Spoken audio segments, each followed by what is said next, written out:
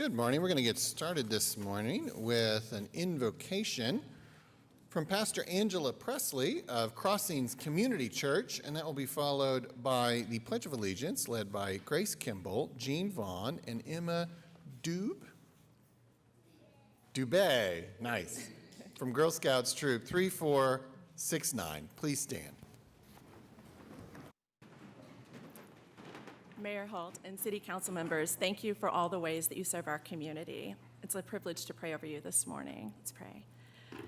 Almighty One, as we come before your presence today, God, we do so acknowledging that you are sovereign and that you are glorious, and you are present, and that you are real with us. Lord, we acknowledge too that you are the one who appoints leaders in our community and in our world, and that you empower us to do that which we are incapable of doing ourselves. We consider it a holy entrustment, and in doing so, God, we seek to honor you in the way that we lead, in the way that we administer, in the way that we provide guidance to the people that you have entrusted us with.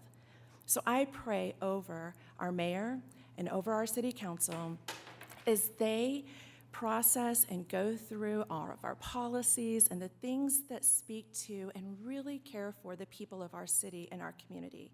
I ask that you will guide them in all wisdom. I pray, God, that you will help them to lead with integrity and with strength and with creativity that you give. I pray that you would inspire them to honor you in every way possible, God. And again, I thank you for those that you have appointed and those that you are leading and instructing. And I just ask for a special blessing over their lives today and over their families. We thank you for them. In your great name we pray. Amen. Thank you.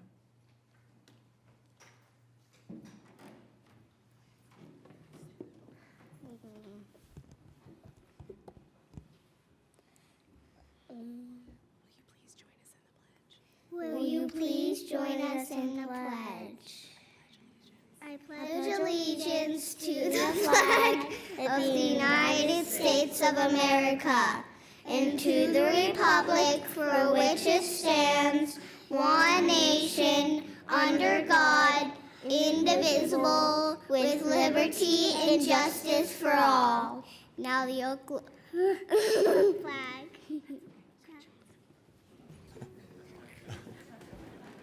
Thank you very much, Grace, Jean, and Emma, and thank you, Pastor Presley. All right, I call this meeting of the City Council to order, and I have a few presentations, and I will make my way to the front for those, and maybe we'll start with our friends from Voter Registration Month.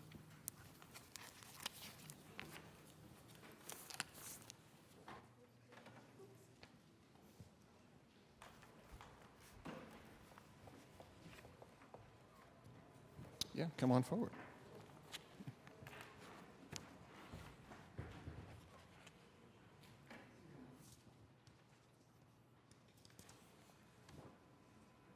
Yeah, come on up, come on up. I said month, it's really just a day. It should have a month, but. All right, so. September 19th is, in fact, National Voter Registration Day, and we have some folks here to honor that. But first, I would like to ask the clerk to read this proclamation. Whereas, founded in 2012, National Voter Registration Day is designed to create an annual movement when the entire nation focuses on registering Americans to exercise their most basic right, the right to vote. And whereas nearly 4.7 million Americans have registered to vote on the holiday since the inaugural National Voter Registration Day. And whereas National Voter Registration Day is a day of civic unity, it is an opportunity to set aside differences, enjoy the rights and opportunities we all share as Americans, and celebrate our democracy. And whereas in Oklahoma, as of 2023, it is possible to fully register to vote online. And whereas thousands of national, state, and local organizations like Rock the Native Vote, Latinos Unidos, and the African Methodist Episcopal Church will be on the driving force behind National Voter Registration Day 2023. And whereas on September 19, 2023, Americans will celebrate National Voter Registration Day with a massive cross-country effort to register voters. Now therefore, I, David Holt, Mayor of the City of Oklahoma City, do hereby proclaim September 19, 2023 to be National Voter Registration Day in Oklahoma City.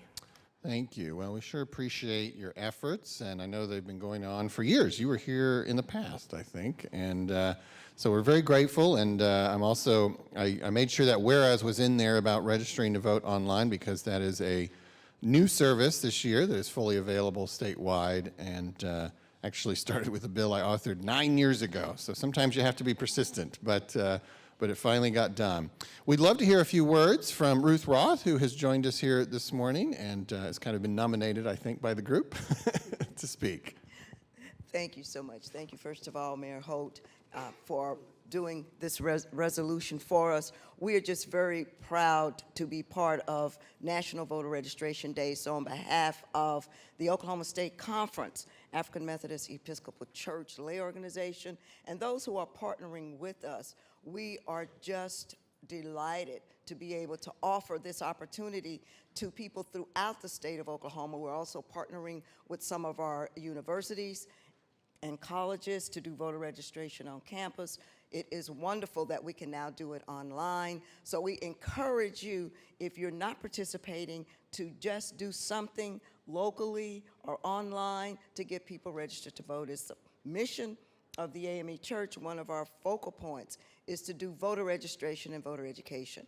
And this is an opportunity for us to do it. So on behalf of those of us who are here, as well as the organizations that we work with, including the League of Women Voters, the NAACP, and other entities, we thank you for this opportunity, and we look forward to elevating the state of Oklahoma from being almost last in voter participation in 2020 to moving it up a few notch. And the door to get there is by making sure that all eligible voters in Oklahoma are registered and informed. So thank you so much. Thank you. Let's thank them for their efforts.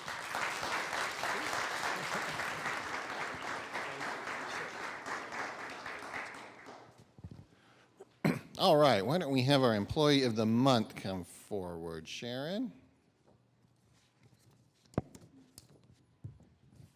Yeah, come on up. All right, Sharon Miller, you are the Employee of the Month, and we'd like to learn a little bit more about you, so I would ask the clerk to read this resolution. Whereas Sharon Miller has been a city employee for 24 years and is an administrative coordinator in the airports department.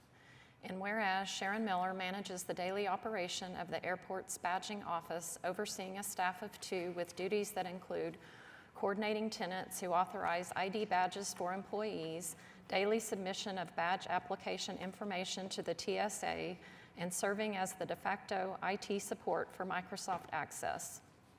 And whereas Sharon Miller is a Microsoft Access expert and developed a complex linked database that allows airfield operations officers to record daily inspections and track wildlife activity, and allows frontline staff to track all aspects of airport-issued ID badges and compile reports of badging-related activity with a few mouse clicks. And whereas the many regulatory requirements imposed by TSA on airports regarding credentialing can be confusing for many customers, Sharon Miller is willing to help ensure the required documents are filled out correctly and submitted with the proper identification documents. And whereas Sharon Miller goes the extra mile to make work an enjoyable place by making dessert for each Ops Division employee on their birthday. And whereas Sharon Miller is an engaged, hardworking, dedicated, and friendly worker who always has a can-do attitude. And whereas the council desires to recognize Sharon Miller for her dedication, compassion, and commitment to the residents of the city of Oklahoma City. Now therefore be it resolved by the mayor and council of the city of Oklahoma City that they do hereby thank and commend Sharon Miller, September 2023 South Oklahoma City Kiwanis Club Employee of the Month. Well, thank you very much, and thank you to Kiwanis for sponsoring this monthly honor, and thank you and congratulations to Sharon. We so appreciate your work at the airport, and we'd love to hear, actually, hold on, let me pass this resolution first. Sometimes I forget. All right, let's get a motion and a second for this resolution of commendation for Sharon. We have a motion and a second. Cast your votes. I wish to vote aye.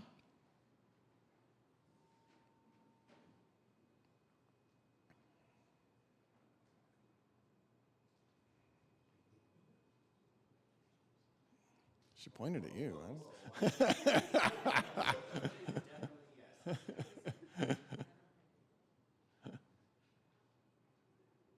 All right, passes unanimously. Now, Sharon, we'd love to hear a few words from you.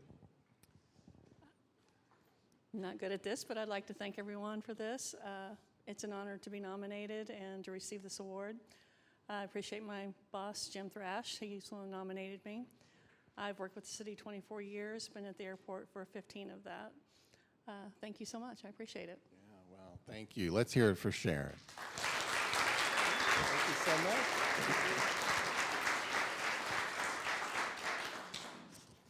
And finally, Judith.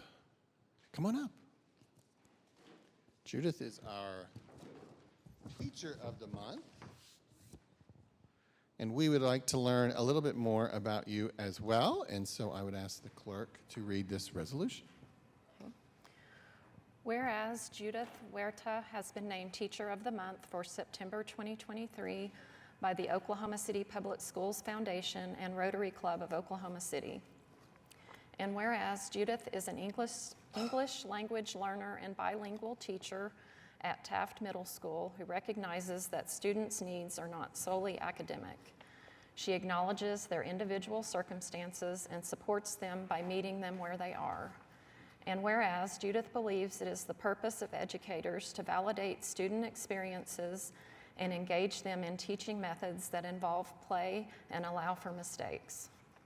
And whereas Judith is a lifelong learner and strives to grow and improve her own skill sets as a teacher.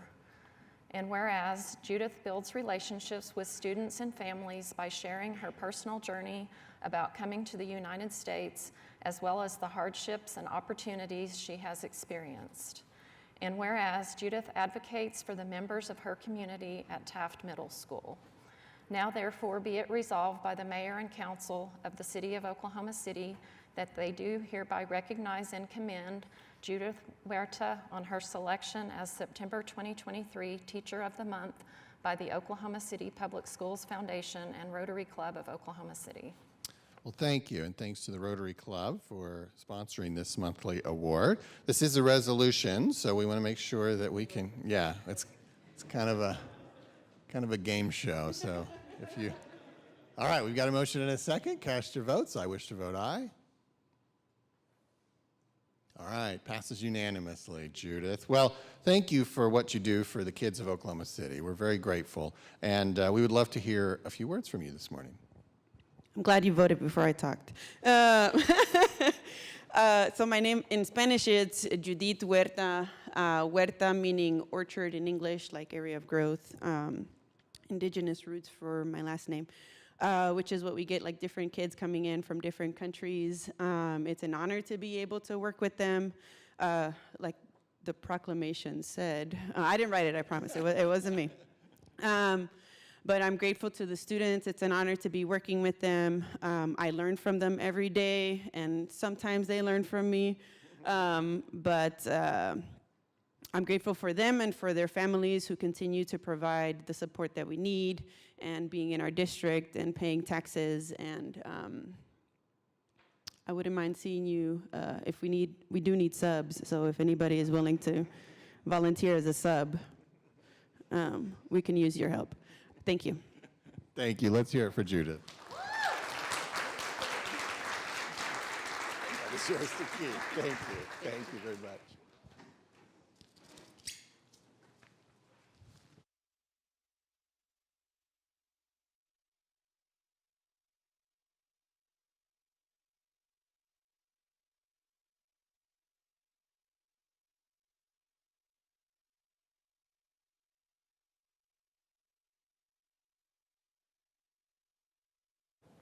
All right, that concludes Office of the Mayor. We have no items from council today, so we're on item 5, City Manager reports. Mr. City Manager.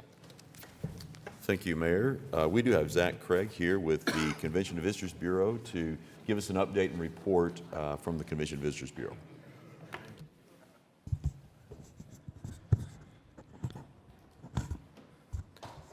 Just that microphone from our little friends that did the Pledge of Allegiance earlier today. Hey, good morning, Council. Good to see everybody. It's been several months since I've been here. You know, I'm here as customary to present our latest report to you. That's the fiscal 23 annual report that we're going to go over today. You should have received that copy. If you didn't, let me know, email me and call me, and more than happy to walk that over to you. I'm going to really summarize the body of work that we completed in fiscal year 23 in a 10-deck slide that you can see overhead. And so if we'll go ahead and move to the first slide, I want to start out by just a couple months ago, we unveiled our latest 2022 economic impact study. We do it with a company called Tourism Economics. We knew 2022 was a great year for the visitation economy, but it's always good to have a prominent third-party source to deliver those results. And so what you see in front of you is that in 2022, we welcomed over 23 million people to Oklahoma City as it relates to the visitation economy. They drove $4.3 billion in economic impact and supported approximately 34,000 jobs. Two fun facts that I really enjoy about this slide is that every day in Oklahoma City, visitors spend over $7 million in our community. In addition to that, whether it's direct or indirect, 1 out of 20 jobs in Oklahoma City is supported by the hospitality industry, and that's certainly only going to grow over the next coming years. As you probably could imagine, with those kind of results, our hot tax collections, our hotel occupancy tax collections, really had strong results in fiscal year 23 as well. What you're going to see on the screen is the operating budget portion for the Convention and Visitors Bureau as it relates to the total 5.5% hot tax collection.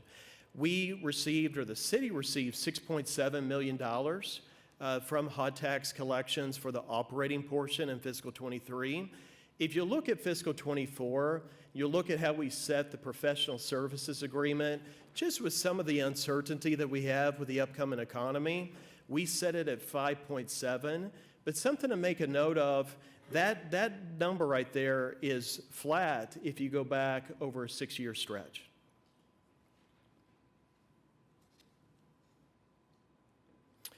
Probably 2 or 3 times a year, we look at different peer sets and kind of compare our city and our destination versus theirs. What you're going to see in front of you is just 5 selected cities that we recently reviewed. To the right of the screen, you'll see their population versus ours. To the left of the screen, you're going to see the total hotel key count in those destinations, as well as the total levy that they have on their hotel portfolios upon checkout. If we go to the next slide, you're going to see on the left-hand side, same comp set cities, the total square footage of their convention center versus ours, and then the resources that the destination marketing organization or the CVB has in those respective cities. You can see some disparity between where we're at versus these competitive cities. And although we are certainly grateful for all the monies that we receive and put those to good use, you know, it's really my commitment and passion to continue to try to level this playing field, to quit surprising people so much, positively surprising people when they get to our destination. So as we go to the next slide, just back to fiscal 23 results. If you'll set your eyes on the middle of the screen, you're going to see a bar graph. And this really correlates directly with the scope of work that you see within the annual report.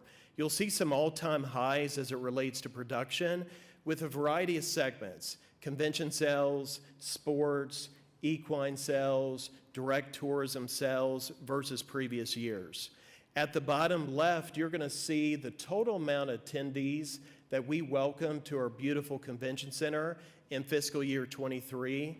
That number was approximately 246,000 attendees that we welcomed versus year over year, same time period, 178,000 attendees. So seeing growth at the convention center, and I expect that to continue as we move forward.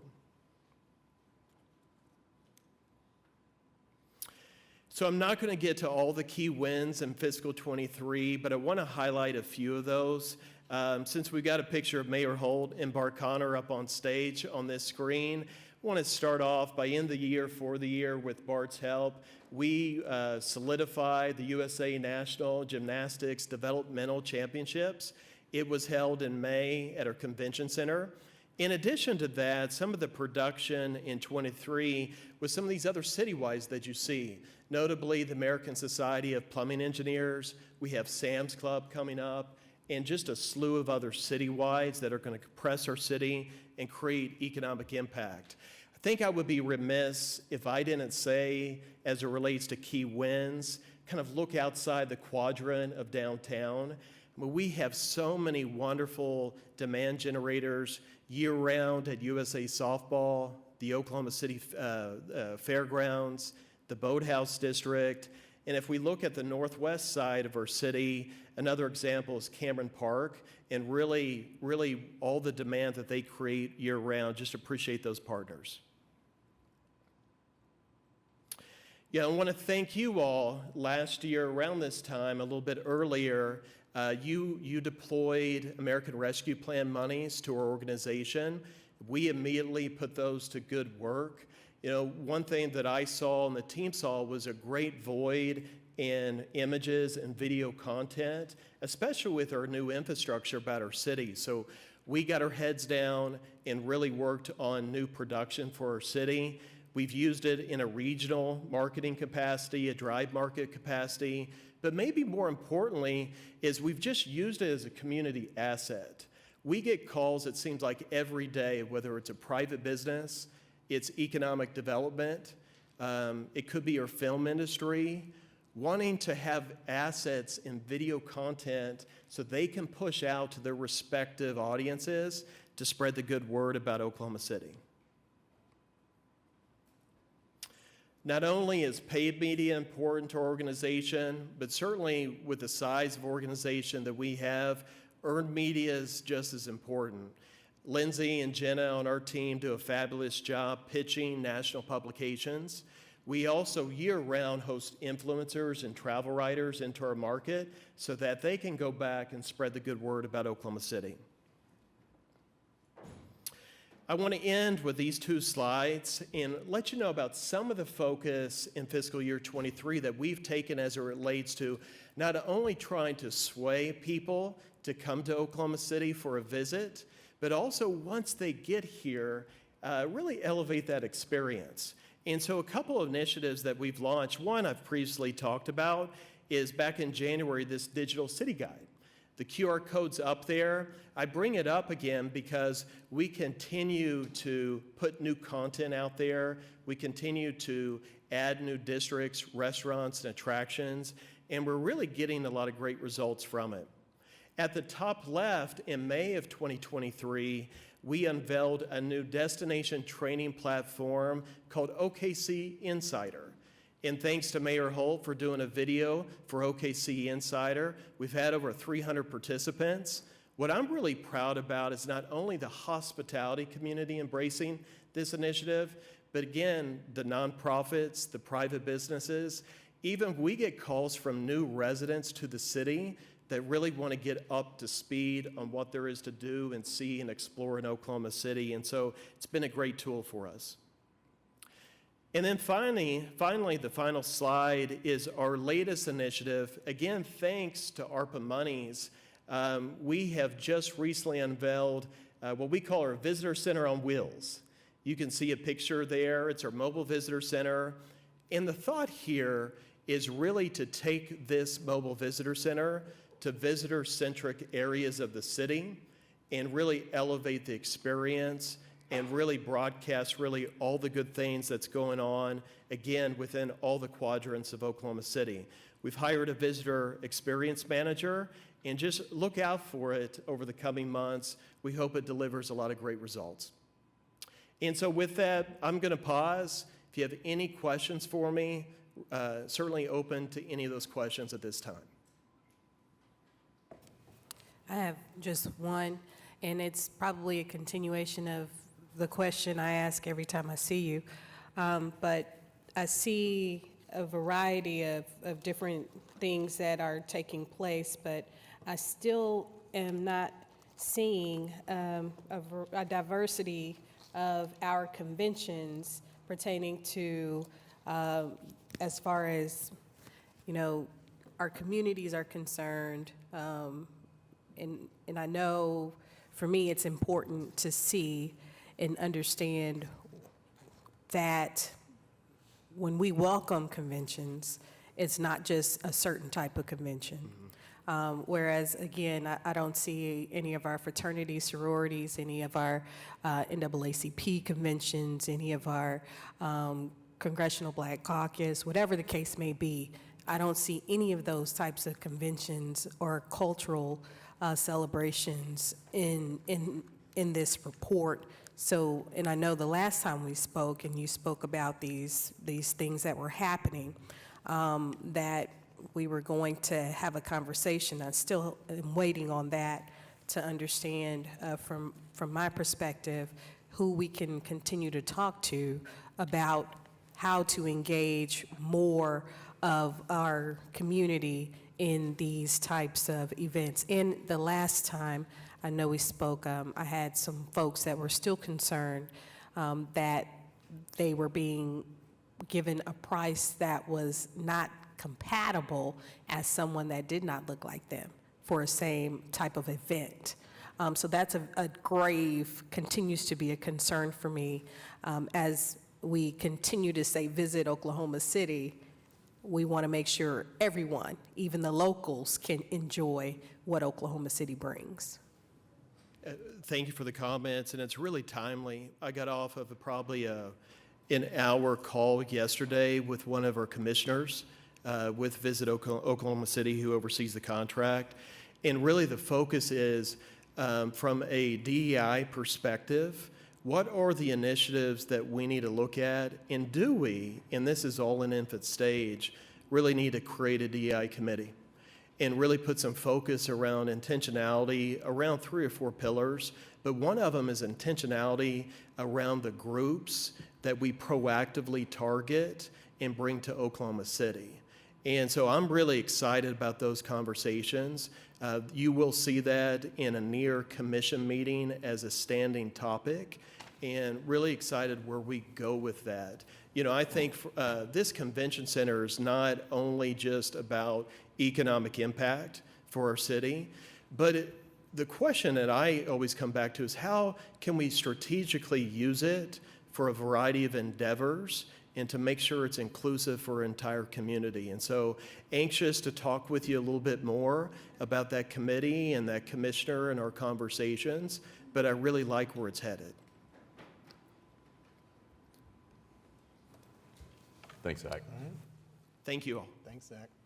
We have several other reports that are on today. There's a donations report that we bring to the council every year. There's a council priority update on encouraging a strong local economy. Both of those are in the packets. We'd be happy to get any answers to questions that you have. I did want to highlight the preliminary fiscal year 23 year-end financial report.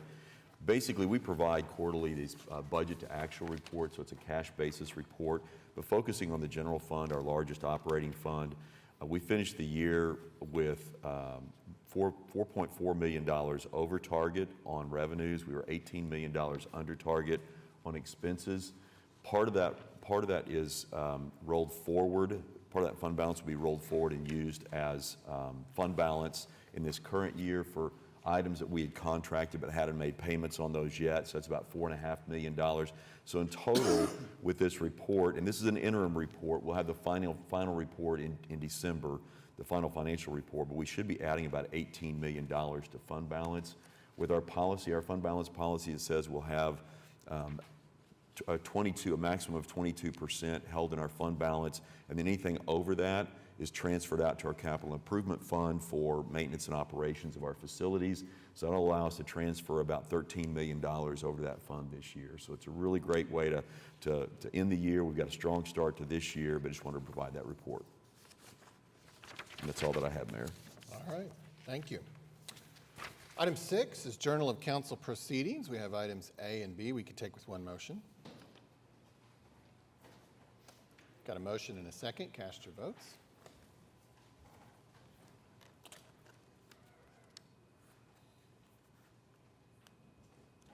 Passes unanimously.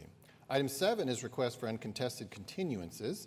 Item 11J is already listed on the agenda as being deferred to October 10th. Is there anything else, Mr. City Manager? Yes, thank you, Mayor. On page 5, item 9T, we're going to strike this item. We need to make some corrections on it, make some adjustments here on the scope of work, so we'll strike that item and bring it back at a later time. On page 12, item 11H, this is CE 1074. We're going to defer that item to 10/24, to October 24th at the request of the applicant. Then on page 12, on 11M1, dilapidated structures, these items are all stricken from the agenda. Item A, 2412 North Chartel Avenue, we're going to strike this item because of to re-notify for dilapidated in a historic preservation district. And then B, 2416 North Chartel Avenue, will be striking for the same reason. On page 13, item 11N1, unsecured structures, all of these items will be stricken from the agenda. Item A, 236 Allenhurst Avenue, the owner has secured. Item B, 4913 North Classen Boulevard, the owner has secured. Item C, 8737 Dina Lane, the owner has secured. Item D, 6501 South Drexel Avenue, the owner has secured. Item E, 3811 North Kentucky Avenue, the owner has secured. Item L, 3317 Southwest 46th Street, the owner has secured. Item O, 920 Northwest 89th Street, the owner has secured. And again on page 13, item 1101, abandoned buildings. All of these items are stricken from the agenda. Item A, 236 Allenhurst Avenue, the owner is secured. Item B, 4913 North Classen Boulevard, the owner is secured. Item C, 8737 Dina Lane, the owner has secured. Item D, 6501 South Drexel Avenue, the owner has secured. Item E, 3811 North Kentucky Avenue, the owner has secured. Item G, 2412 North Chartel Avenue, to re-notify for dilapidated in a historic preservation district. Item H, 2416 North Chartel Avenue, to re-notify for dilapidated in a historic preservation district. And then item K, 3317 Southwest 46th Street, the owner has secured. And that's all the items I have. All right, thank you. Okay, we'll proceed now to item 8, revocable permits and events. Item 8A is a limited revocable rowing and paddle practice use permit with the River Sport Foundation for use of the eastern basin of the river. And we have no one signed up to speak. Councilwoman Nice. All right. I know a lot of us enjoy rowing and paddling, so we'll move for approval.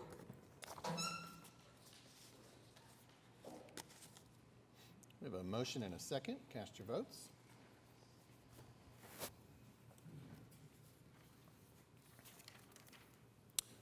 Passes unanimously. And due to my small personal ownership interest in McNelly's group, Vice Mayor Stone will preside over item 8B, and I will step aside.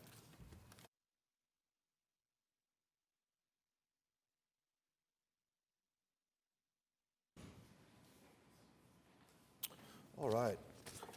Item 8B is a revocable right-of-way use permit with McNelly's Group LLC to hold McNelly's and Fassler Hall Oktoberfest, September 23rd, 2023. In Ward 6, Councilwoman Hammond, we have 3 people signed up to speak. Yeah, if we can hear from them, that'd be great. Oh, hi, my name is Katie McCormick. I'm the bar manager at McNally's. My name's Chad Peoples. I'm the general manager at Fassler Hall.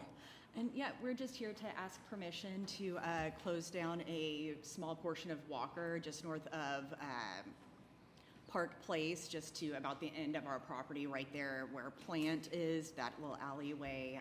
And we're hosting an Oktoberfest event, much in the style of our annual St. Patrick's Day event with different vendors and food and things like that.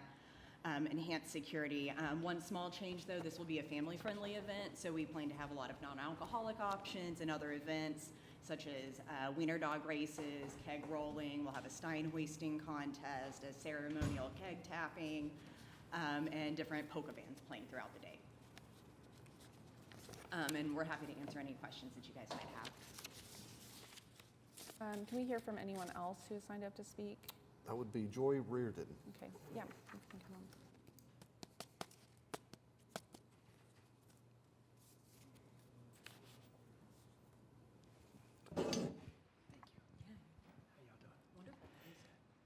Joy Reardon, 125 Northwest 9th. I just have one small comment, and it's for all the permitted, revocable permit thing. If y'all block off the sidewalks and stuff, please put up signage per ADA law that indicates that people need to cross the street and everything else. That's all I really ask. And with the Arts Council, if they can abide by more ADA stuff, I would appreciate it. That's all that I ask. It's not so much for me, it's for the ADA community, which is extremely large. That's all I really ask. Please, it's not that much more when you're putting up signage to block off the street, to get with the signage people to put up arrow signs, and it's 33 years ago, and 3 years prior to that, the ADA law actually went into, but it was signed 33 years ago. Thank you. Is that it? Okay. Yes, that is something I have noticed personally when I'm seeing, especially. I've noticed it mostly during like setup when there's like supply, the different road closure supplies blocking the sidewalk. So I think that's just sort of an exhortation to you all as you're planning. And I know I've spoken with staff about it as well, because especially during the setup process, I know there's not a lot of place to put things. So that's kind of where that tends to go. But I'm very excited to hear about the family-friendly events, particularly the wiener dog races. I actually have a constituent who just posted this weekend that she just had her dog participate in a wiener dog race for the first time. So I'm sure she'll be excited to come join another one and keep racking up those medals. So really appreciate y'all's presence in the neighborhood and bringing these types of events to kind of animate that space and bring different types of people and activities. So I will move for approval. Thank you so much. All right, we have a motion and a second. Please vote.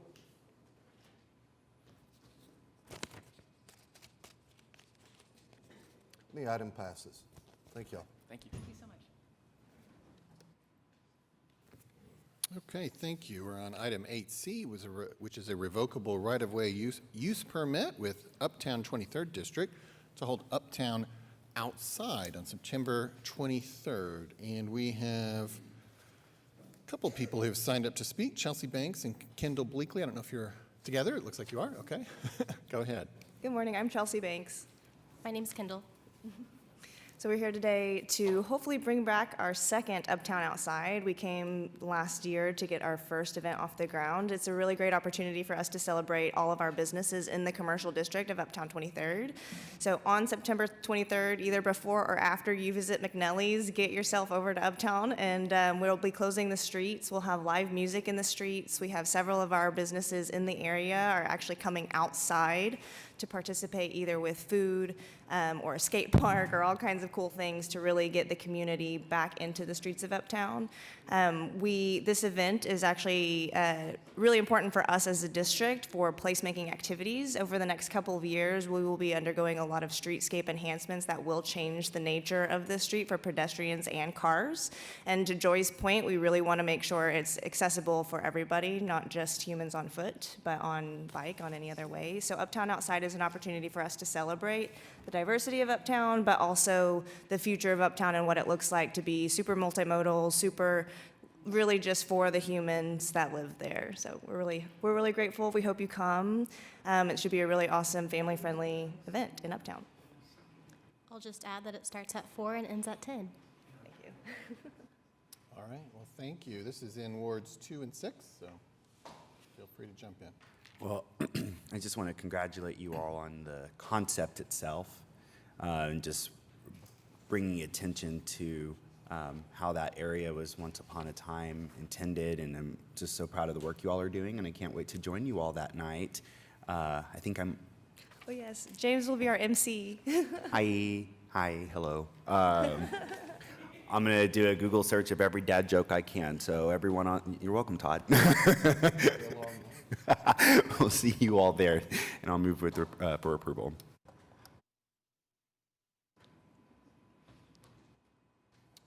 All right, we have a motion and a second. Cast your votes.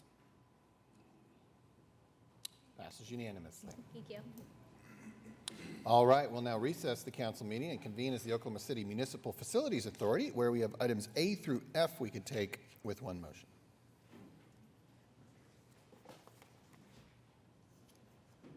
A motion and a second. Cast your votes. Passes unanimously. We'll adjourn OCMFA and convene as the Oklahoma City Public Property Authority, where we have items A through C we could take with one motion.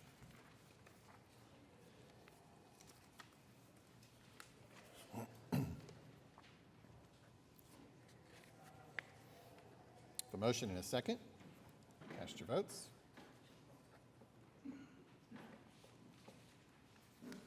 Passes unanimously. We'll adjourn OCPPA and reconvene as the City Council. We're now on item 9, the consent docket. And we have scheduled presentations for items BD, BE, CA, and CB. Is there any other item that a council member wishes to pull out for separate conversation or a separate vote? Unfortunately, our speaker doesn't work on this side, so you will have to repeat everything you just said. We can't hear over here. Our speaker's not working. Oh, you're asking which items we have presentations? BD, BE, CA, and CB.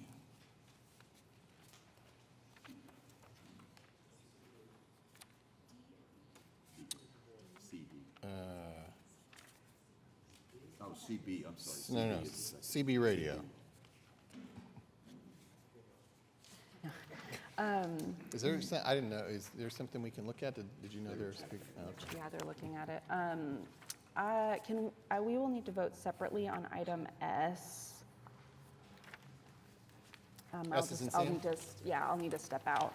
Okay. And then I would also just like for staff to provide a little bit more information about items BV through BX. V as in Victor, B as in boy. I think that is it for me. So BV, and did you see BX? Yes, through BX. Oh, okay. And I apologize, also CC. Just some information, please. Okay.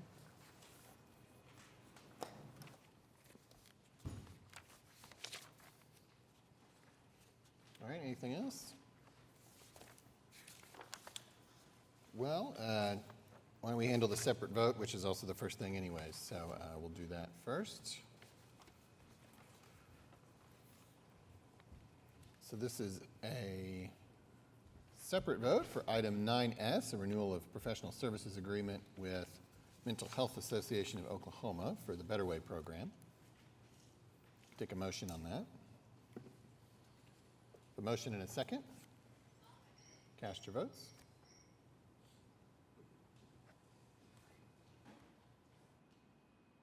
Passes unanimously. Okay. Let's see, if we do take everything truly in order, our first thing was a resident signed up to speak on items G through L, and that is Joy Reardon.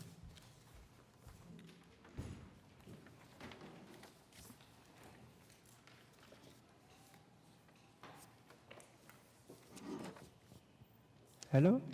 Good morning, City Council. Thank you for letting me speak again. It's my normal thing.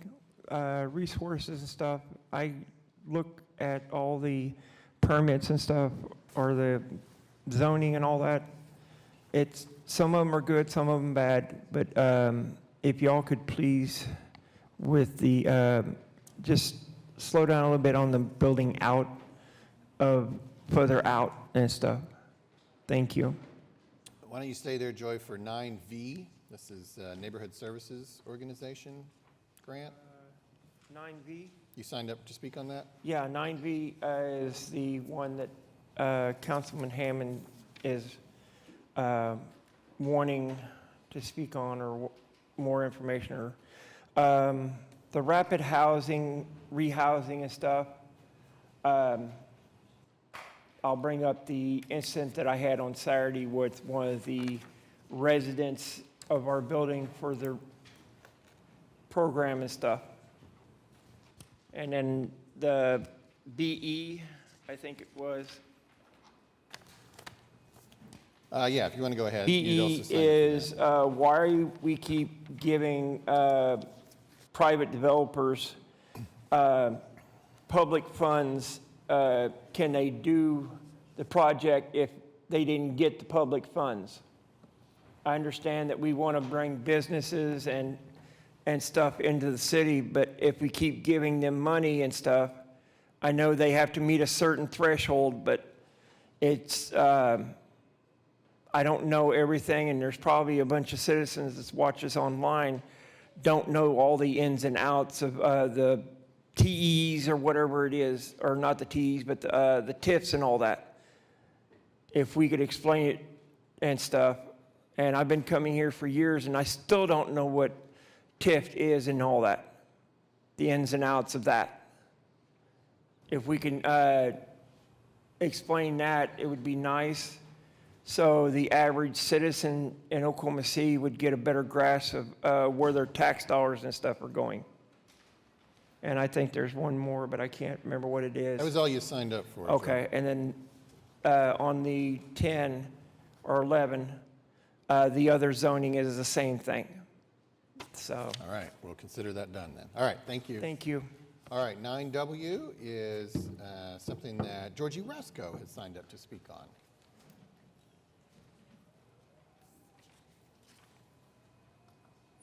Thank you very much, Mayor and other council members. My name is Georgie Rasco. I am the Executive Director of Neighborhood Alliance, and I brought some of my staff members with me today. We're very excited to have a contract with the City of Oklahoma City once again for us to be able to work with your neighborhoods to help make the City of Oklahoma City even better. As you guys know all too well, a strong neighborhood makes a strong city. Neighbors working together as a unit, being able to come to you then as City Council with their ideas, their complaints, their thoughts, their power is what helps make your ward as well as our city much, much stronger. It's what helps pass maps. It's what helps pass city ordinances. It's what gives input into the city. It's what makes their neighborhood as a whole even stronger.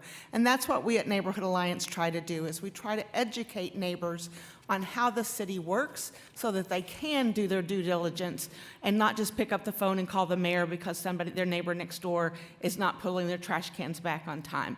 Not call the mayor's office because of everything that they see problem with the city, but follow their due diligence and figure out what departments they need to call for what. As you also probably know, HOAs are the future. That's what's happening. We still work, of course, with voluntary neighborhoods. That's our bread and butter. But the homeowner associations are the ones that are really needing help. And not all homeowner associations are Gaillardia.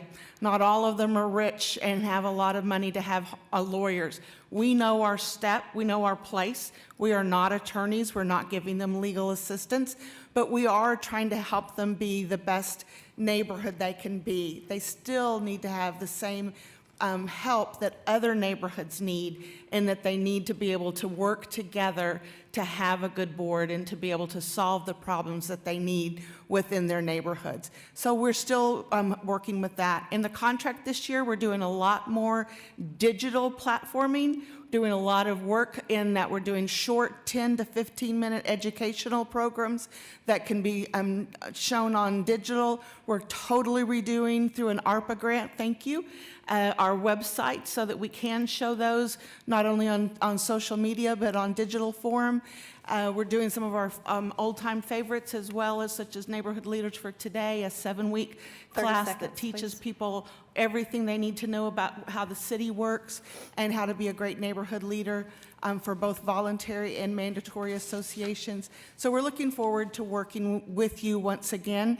disappointed that we have the same amount of money that we've had for the last 8 years. That's really hard because this is a hard nonprofit to fund with private funders. They always tell us, why isn't the city funding you? So that's very, very difficult for us, although it is only 40% of our budget. Want to plug Neighbors Night Out. I see Chief Gorley's here. This is one of our big police department programs that we do every year, and it's tonight. So I hope all of you are going to your neighborhoods tonight. Ward 2, James had a huge one this weekend on Saturday. Helms Farm had about 120 people at theirs, had a fabulous time. But we have a lot of events going on tonight. We'll have T-shirts for you that we'll give to Beverly before we leave, so everybody will have a lovely Neighbors Night Out T-shirt, and go visit your neighborhoods tonight. You also have maps and event contacts for all of you already sent to you, so you'll know where all of them are in your wards. Thank you very, very much for your support of your neighborhoods and Neighborhood Alliance. Thank you, Thank you. Georgie. Thanks for all you do. Okay, so next up in order is a presentation on BD, joint resolution with Jurassic Games on a Yes, proposed Jill feature film project. Yes, Jill Simpson is here from the film office. Wanted to note too, we had discussed this at the last meeting, that we would start doing these film incentives on individual consideration, since there's not an introduction on them any longer with the change in the process, and that was a miss on this one. We wanted to call it out separate, but we will take care of that in the future. Thank you. Good morning, council members. I'm here with our fourth applicant for the Oklahoma City rebate. Two have been approved previously. This one is codenamed Project Dino, and it is a sequel being done by Boiling Point Media here in Oklahoma City. They produced the initial project back in 2017 for, I believe, about a $200,000 budget. It did very well in the marketplace, was available via Redbox at all the outlets where Redboxes are, and it tripled its initial investment. So we're excited about this one. It's a local independent film. It's a hybrid live action and digital animation project. And the filming dates are October 2nd through October 25th. Boiling Point Media is in North Oklahoma City. It began as an ad agency that branched out into digital animation, and they're now doing work for companies all over the world. The writer, producer, and director of this project are all Oklahoma City based, and they have successfully produced and distributed 8 feature films so far. I just got an update this morning that 100% of the crew is Oklahoma City based. Anticipated Oklahoma expenditure $675,055.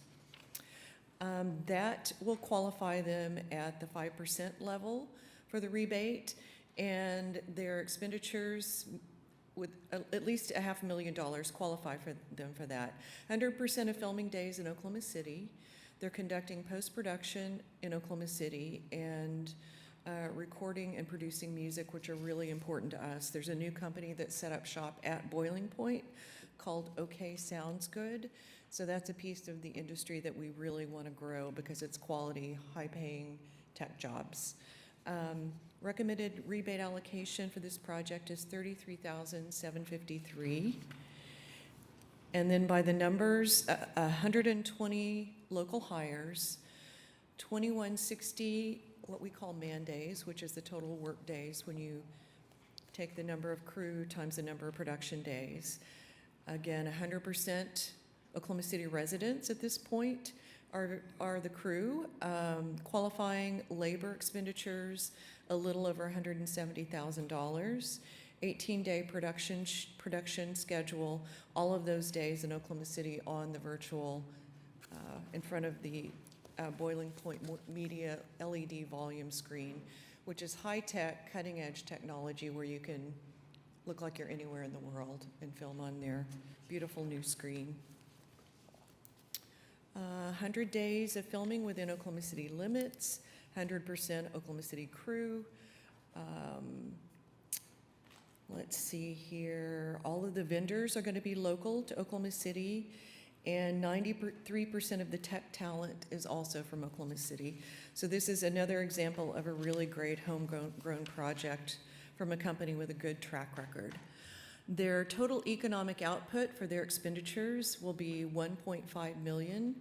The 120 direct jobs translate to 124 when put through our multiplier.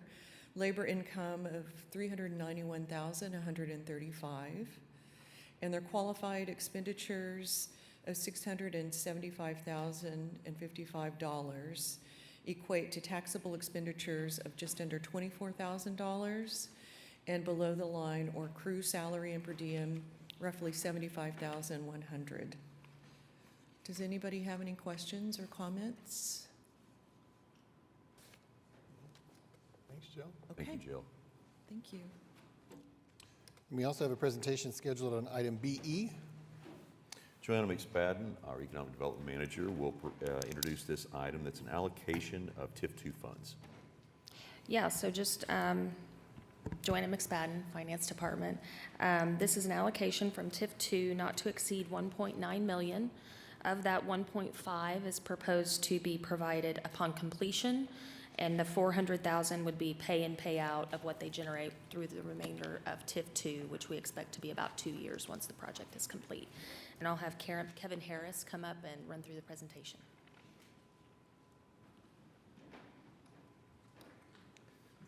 Thank you, Joanna. Good morning, everybody. Good morning, Mayor Holt. Good morning, council members. I'm very excited to share this project with you. This one's become a little bit of a passion project because we love Oklahoma City. I just want to commend you. You guys are a shining light for what I think is a great example of how cities can be run with all the programs that you've put in place. I'd love to take this model and share it with some other cities around the United States where we've done business before, but you guys have been amazing and a pleasure to work with, and it's just, I love the city and what you've done with your MAPS programs and how it's developed and how the city's grown. It's incredible. So just a commendation to all of you.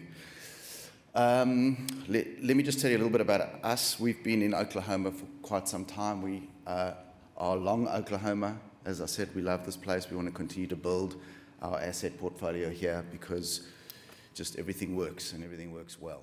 So we've got 7 assets, 1,184 units, approximate value is about $160 million. We've got 360 units at Countryside Village in Oklahoma City, 124 units in Tulsa at Charleston Crossing, 100 units in Tulsa at 9320 Apartments, 100 units in Tulsa at Ridge Park Apartments. In Vanessa Apartments in Tulsa, we have 91 apartments. District 610 is in Lawton, 229 apartments, and Stone Ridge Apartments in Norman, 128. We're here to talk about The Pulse. We've called it The Pulse because our byline is bringing another heartbeat to the city. It's the redevelopment of the 520 West Main old Holiday Inn, which I think has been derelict for quite some time. The location is spectacular, obviously on West Main Street and West Sheridan Avenue, so we're very excited about its location. I mean, as a young professional, I know certainly when I started out as a young architect, to be able to have the walkability and accessibility from what would have been my apartment to, you know, everything you'd want as a young person, whether it be the museums, the arts district, all the walking trails and the water parks that you have, but also all the offices. I mean, obviously the legal offices, the accounting, city council, the hospital, it's all walkable. So from your restaurants, bars, and entertainment point of view, as well as, you know, work offices for everybody, its location is spectacular. You wouldn't need a car, but if you need a car, we have a parking garage next door, which is owned by the city. It's not very well used at the moment. I think there's 1,000 parking bays there. I think around 200 are being used. We're almost finished negotiating the lease with the city to take on as many of those as we need. We anticipate we'll need around 200, possibly more. For all the residents there, it'll have direct access from the parking garage to our building, so we're very excited about that too. Let's go on. This is going to be a real connected live, work, play community. As I said, the accessibility for all the city amenities is spectacular, but also what I love about it is that because it was an old hotel with such a big common area downstairs, It's enabling us to create a Class A amenities package that no one in Oklahoma City will be able to match. But the most exciting part about it is our rent is going to be well below our nearest competition. When I say well below, like 25% below what anyone else can provide, with much more facilities available. So it's a direct renovation. So 204 hotel rooms will become 204 studio apartments. The average room size is 316 square feet, not very big, but plenty if you're a young professional who don't want to spend too much time in your bedroom but want to go and enjoy what the building and the city has to offer. So we're renovating it completely. We're gutting everything, replacing everything in the bathrooms and creating kitchenettes. The kitchenettes will be appointed with, everything you'd want as an amenities in the kitchen. This is just a 3D generated view from our architects, Jeremy Gardner, a local architect, and we're using Smith & Pickle, which is now Quad, which is also a local general contractors. That's just what the room will look like. It's cozy, but we're trying to design it with make the space as comfortable and big as possible. But it's very efficient. From your bedroom, you can do your laundry, you can cook your food, you can wash your clothes, and not have to get off your bed. That was a joke. I've got to work on my humor.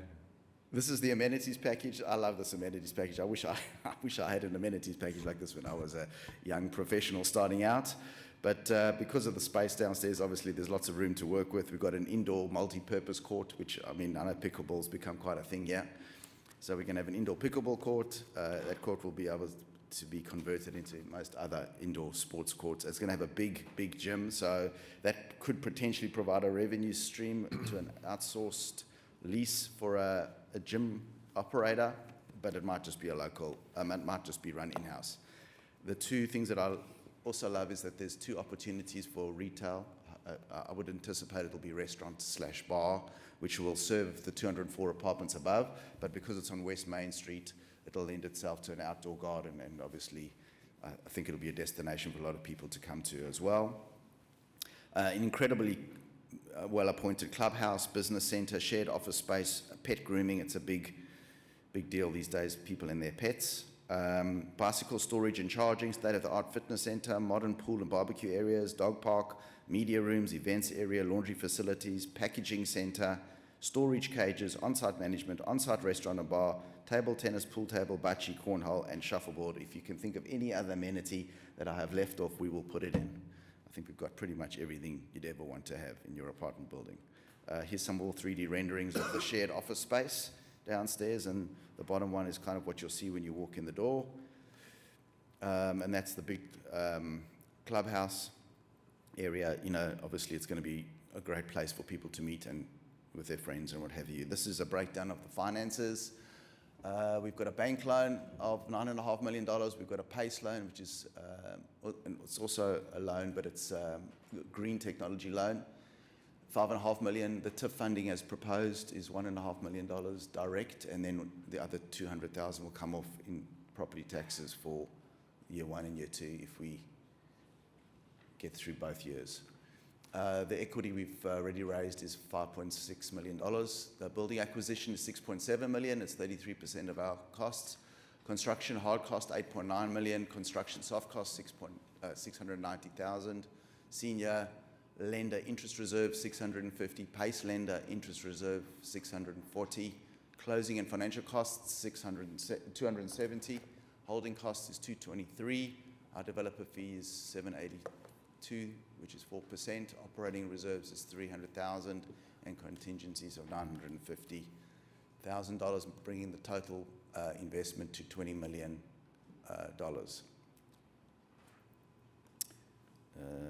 And then that was when I was going to introduce the byline, bring another heartbeat to the city.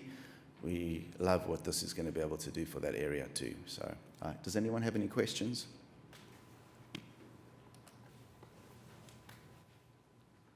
It's certainly an important building and a block from City Hall, so Yeah. we're glad to see this exciting announcement. Thank you.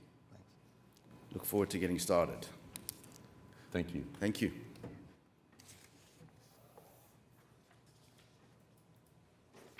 Okay, next up are items BV, BW, and BX. And Councilwoman Hammond, did I hear correctly that you wanted to speak to them, or did you want to have separate votes? Yeah, as of now, I'd like to just hear more information and potentially a separate vote. Wanted to get an update on what these projects are and the reasons for the change orders. Good morning, David Todd, MAPS Program Manager. Item BV is for elevator modernization. So there's some elevators in Paycom that have been there for approximately 25 years. So this is a project to modernize those. We're remodeling the cabs and then replacing all of the electronics and the motors. This particular change order, the bulk of this is for smoke detectors that go in the shaft. Things have changed in the last 20 years or so. So this is to add smoke detectors. And there was something else on there. Electrical circuit relocation. On item BW, this is for the retractable seating. So there's fixed seating and then there's the retractable seating. And the retractable seating is below the boundary that you probably don't see during concerts and those kind of events, but PBR, the events where they put dirt on the floor, or the monster trucks, those seats are retracted in. So this is for those retractable seats. Whenever we redesigned and replaced the retractable seats, the original ones were designed so that the focal point was at a hockey goal. That's what it was designed for. These new ones are redirected so that they look towards a basketball goal, and that changed them a little bit. And what resulted was a little fillet area between the concrete and the retractable seating.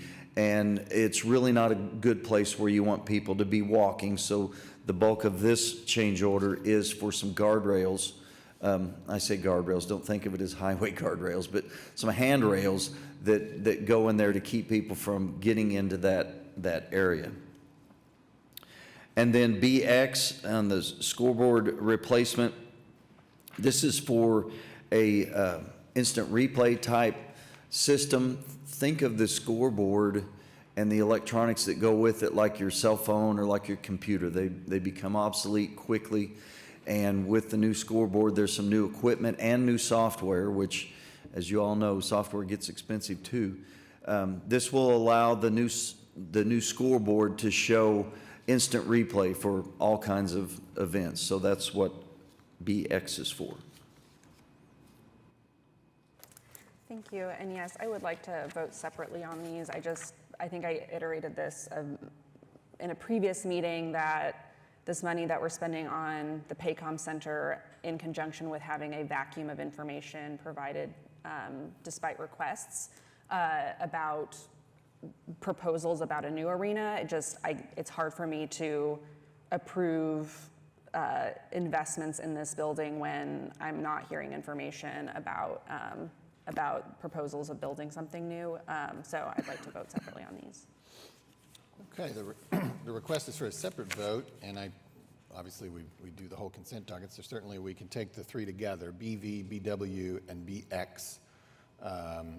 We could take those with one motion, and why don't we go ahead and do that?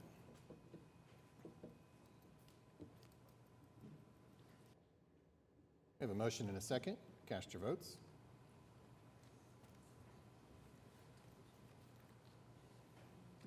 Passes 7-1.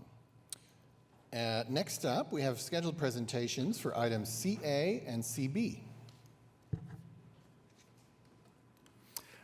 David Todd. Continue on. Hey, again, very happy to be bringing you this first preliminary report for the Family Justice Center. Dan Hayes from AHMM is here to give you a quick summary on the project. Good morning, everyone. Thank you very much for allowing us to come and speak today. We've had the honor of working with MAPS 4 and with Palomar closely since sort of October last year on this very exciting project, which will be a huge asset to Oklahoma City. Just to give everyone a bit of an orientation on exactly where the site is, in case you're not aware, this is a view of Midtown. You can see Hudson Avenue here, and the red box is where the proposed site is, directly opposite the existing Palomar facility. Palomar, we hadn't designed a family justice centre before. I don't think many people have. They're relatively new facilities. So the first thing we did was meet with all the different partners that are involved in Palomar, and that's a lot. And we sat down with them and over a number of workshops, went through understanding what exactly they did, how they would use the new facility, and what their hopes, dreams, and aspirations for that the new facility would be. From that, we were able to get a good understanding of the different areas required for each partner, and that gives a total area for the building of about 73,000 square feet. That's split over 3 floors. The first floor is primarily for client spaces, the second floor is for partner offices, and the third floor is therapy and community multi-use spaces. This is a site plan view. The existing Palomar facility you can see there to the top right of your page. And this is looking at the whole city block. We've been working closely with the developer, who also will be providing the parking garage as part of this development. That will house about 135 staff parking spaces directly for Palomar. They're also proposing another mixed-use development to the south on Park Place. The blue line that you see running across the middle of the site is an existing alley, which is currently being vacated. And the pink line that you see is where some of those servers will be relocated through. The bottom corner of the site there, site under offer, was the only part of the city block that wasn't owned by Midtown Renaissance or the city, so that's currently being purchased at the moment. One of the most challenging things about this site was the change in level. So from the bottom corner there, where the 0 is, the top plus 13, there's a 13-foot grade change across the site. And I'll come into a bit more when we look at the plans of how we address that as an issue. So following all the consultations with Palomar as a group, we set down these 8 sort of key strategies for what we wanted to achieve from the design of the building. First is a 21st century building. If you've ever been to the existing Palomar facility, there's no windows, there's very little natural light. So the idea is a generous volume of space with lots of natural light. Safety and security is obviously paramount for the people who will be using this facility. Connection to nature. Nature's has been proven to help reduce people's anxiety, calm people down, and helps with the healing process. So we thought that was a very important part of this project. A coherent entrance. If you're having the worst day of your life and you're really struggling to think straight, you need to be able to understand exactly where the front door of this building is so you can get in and get help as quickly as possible. Healing and support, group healing and individual spaces for group healing and individual healing as well. Active edges and community engagement.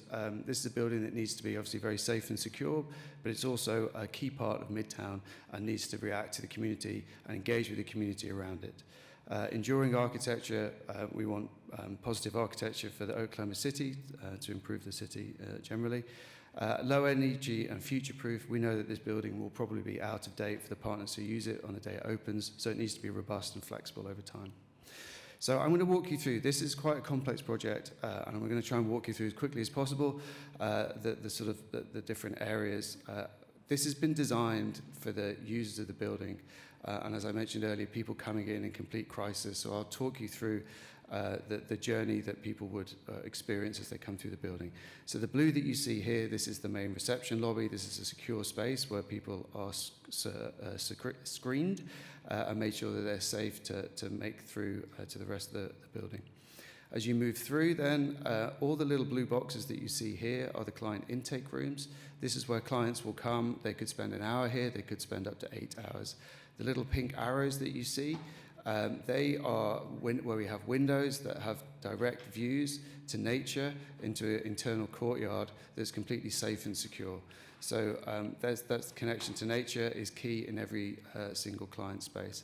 They're organized around these more communal spaces, and then there's a corridor that connects them all together.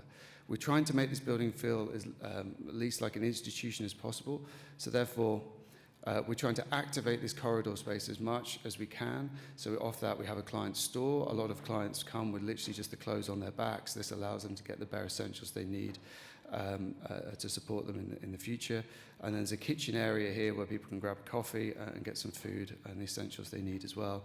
And the yellow that you see is the kids' sanctuary that has direct outdoor play space located adjacent to it.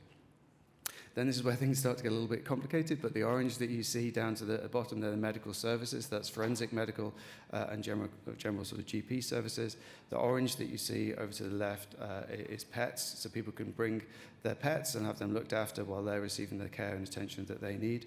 There is loading and storage for donations.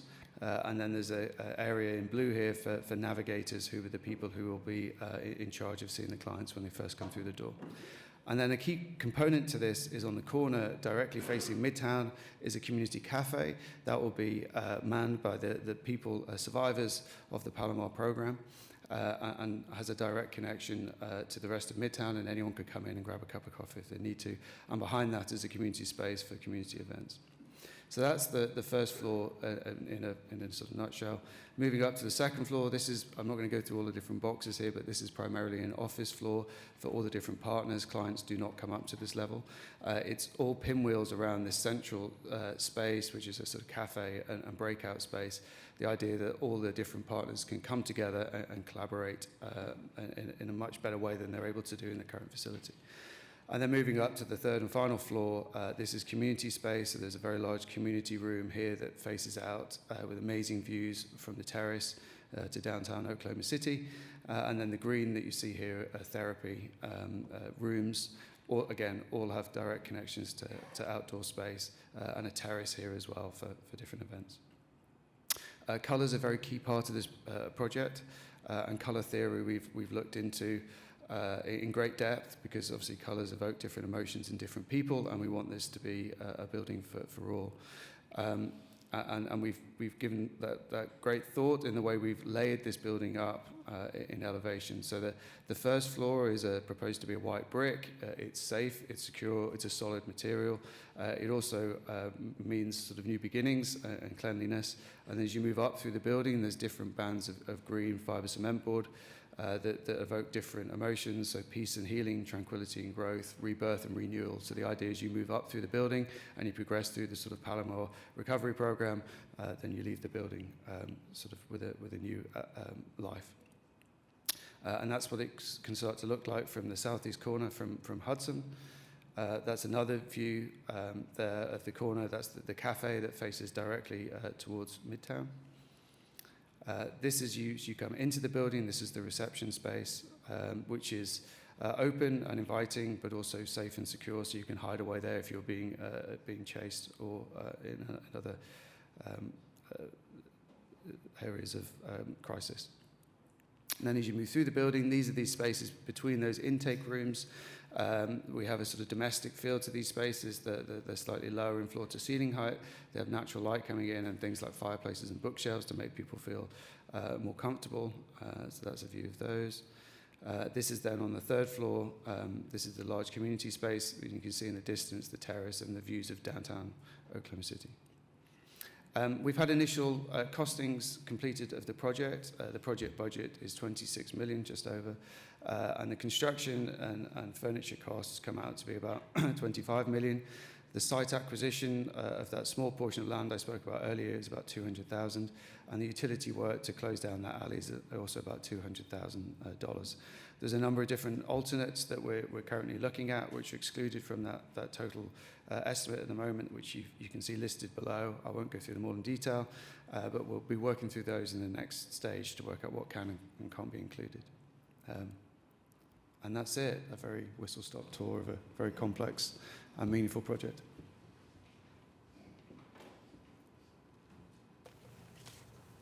Okay, no questions. Thank you. Thank you. Thanks. And item CB, presentation as well? Yes, David will introduce this one as well. Continuing on with our preliminary plans today, we have a preliminary report for what's part of the parks section of MAPS 4, but it has to do with the river and the pedestrian bridge and other projects down there. Remember that this is about 30% complete, so the estimates have contingencies on them, and we will continue to hone those down. But Chris Russell is here from Team Engineering, Team Design, to give you a quick summary of this project.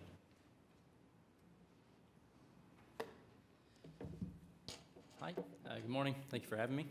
I'll just go ahead and jump into it since introduced. So first I'll just go over kind of how we got here, starting with the conceptual report earlier this year. And then I'll go through the 3 projects that we've got. So project 1's the pedestrian bridge. That's about 1,200 feet upstream of the eastern dam that's out there now. Then the project 2 is the low water dam. It's about 1,400 feet downstream of that same point. And then project 3 is the community gathering location. That will be located in the bottom left of this location map, the magenta Embark lease area.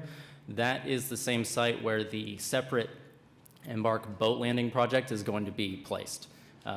Those first 3 projects I mentioned, those are what's designated with this package. The program budget is just over $9.6 million. So how did we get here? We started with the conceptual report, which was approved back in May. In that report, we looked at design alternatives for each of these projects that I mentioned. We also began reviewing existing utilities, property ownership, and the environmental reconnaissance process. We are still working through the environmental permitting for the U.S. Army Corps on the bridge specifically right now. That's the priority number 1. Also at that time and continuing to now, we have coordinated the construction schedule as well as the design of these projects with several other projects ongoing, as well as the Okana that's currently being constructed.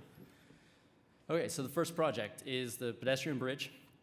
Just as a kind of general dimensions and all that, it's 20 foot wide. That's inside rail to inside rail. It's about 500 feet long, spanning the river, and it's got about 14 feet of vertical clearance from the bottom of the bridge beams to the water surface elevation there. As part of the conceptual report, we recommended steel beams. This council just approved the pre-purchasing of those beams at the last council meeting, so that is underway.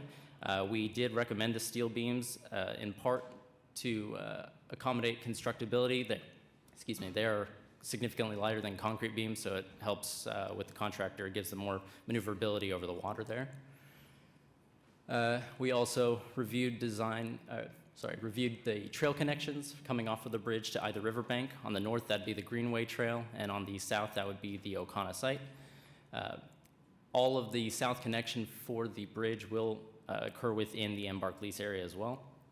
And then as far as amenities go for the bridge, some of the amenities we are anticipating being included with the initial construction include railing and deck lighting for safety, as well as in the bottom left image here, we have a recessed symbol into the concrete piers. This is just a representation. We haven't settled on any final designs for those symbols. Some future amenities that could go with the bridge as funding may become available in the future includes steel panels, decorative panels that run along the side of the bridge to cover up the steel beams. That would have some backlighting. We've also looked at these light poles with potentially banners running along the bridge as well. So to summarize those costs, the steel beams, like I said, were just awarded. That was just over $1 million. For the rest of the items, the bridge, the north and south connections, and the allocated budget for initial bridge amenities, that brings the total for the pedestrian bridge to just over $7.3 million. Project 2, the low water dam. We had several design criteria, but just to summarize, we are anticipating a shallow pool of water, a minimum 4 feet, that will have no impact to the existing operation or maintenance of the eastern dam that's out there now. There will be a notch in the new dam so that it can be flushed for maintenance to remove sediment and debris that might collect, which will help maintain the water quality in that shallow pool of water. Based on our preliminary hydraulic modeling, there is a need for a clomer/lomer, so that'll be a conditional and then subsequently a letter of map revision. That is due to an anticipated 1.5-inch rise in the base flood elevation because of this project. So we have already submitted that clomer to the city for their review and approval. Then it would go to FEMA for their approval. This project will also need a city floodplain variance. So the design of the dam itself, it's sheet piled spanning the river and then driven into bedrock. As I mentioned previously, near the south river bank is where that notch is going to be, so that maintenance crews can come and pull that. The estimated cost for the dam is $1.9 million. And then the last two items that we have to construct with this project is an access road for maintenance to come to the site. So we'll construct some of an existing access road off of Eastern, getting us kind of to this point right about here. And then we'll construct another almost 700 feet of road just to get down to the dam site itself. This brings the total for the project 2 to just under $2.3 million. Project 3, so as I mentioned previously, this and the bridge are going to be located fully within the Embark lease area. So what has been determined as we coordinate these projects is that the Embark project is going to complete all of the grading and landscaping for the entirety of the area.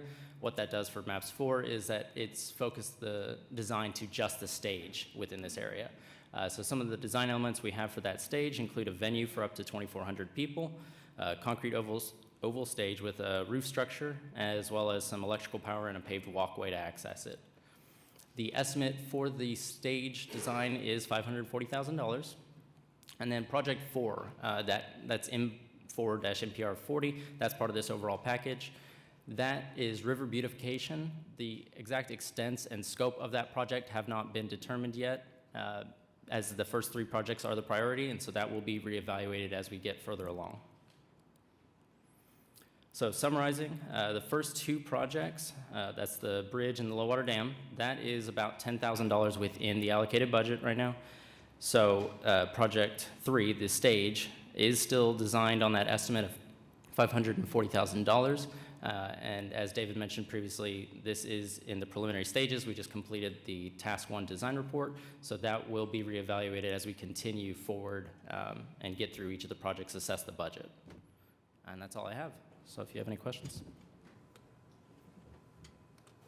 Thank you. Okay, thank you. Okay, next up, Councilwoman Hammond, you wanted to speak to item CC.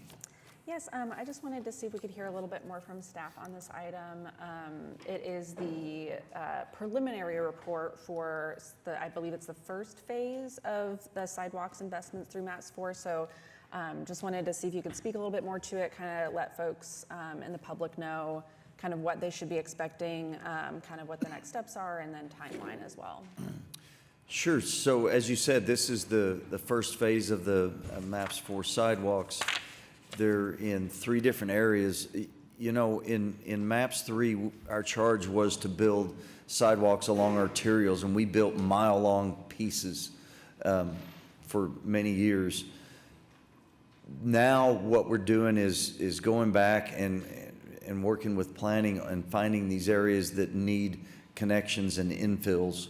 So what you'll see in this report is areas that might be 10 feet of sidewalk to connect pieces that are just kind of stranded out there to really complete those paths. There's 3 main areas of this sidewalk. It's north-central areas. If you want some specifics, I have the consultant here. Craig Wallace is here. He does an amazing job of knowing every single inch of this project. So I'd like to have him come up and tell you exactly where these sidewalks are.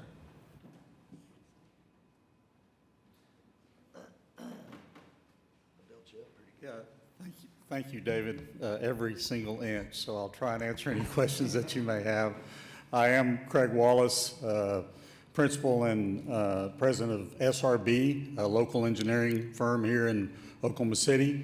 We do have over 80 employees that do engineering, planning, survey, and construction management. So we were selected to do the first MAPS 4 sidewalk projects, which included 2 construction projects, both for design and then construction administration and initiation of the work.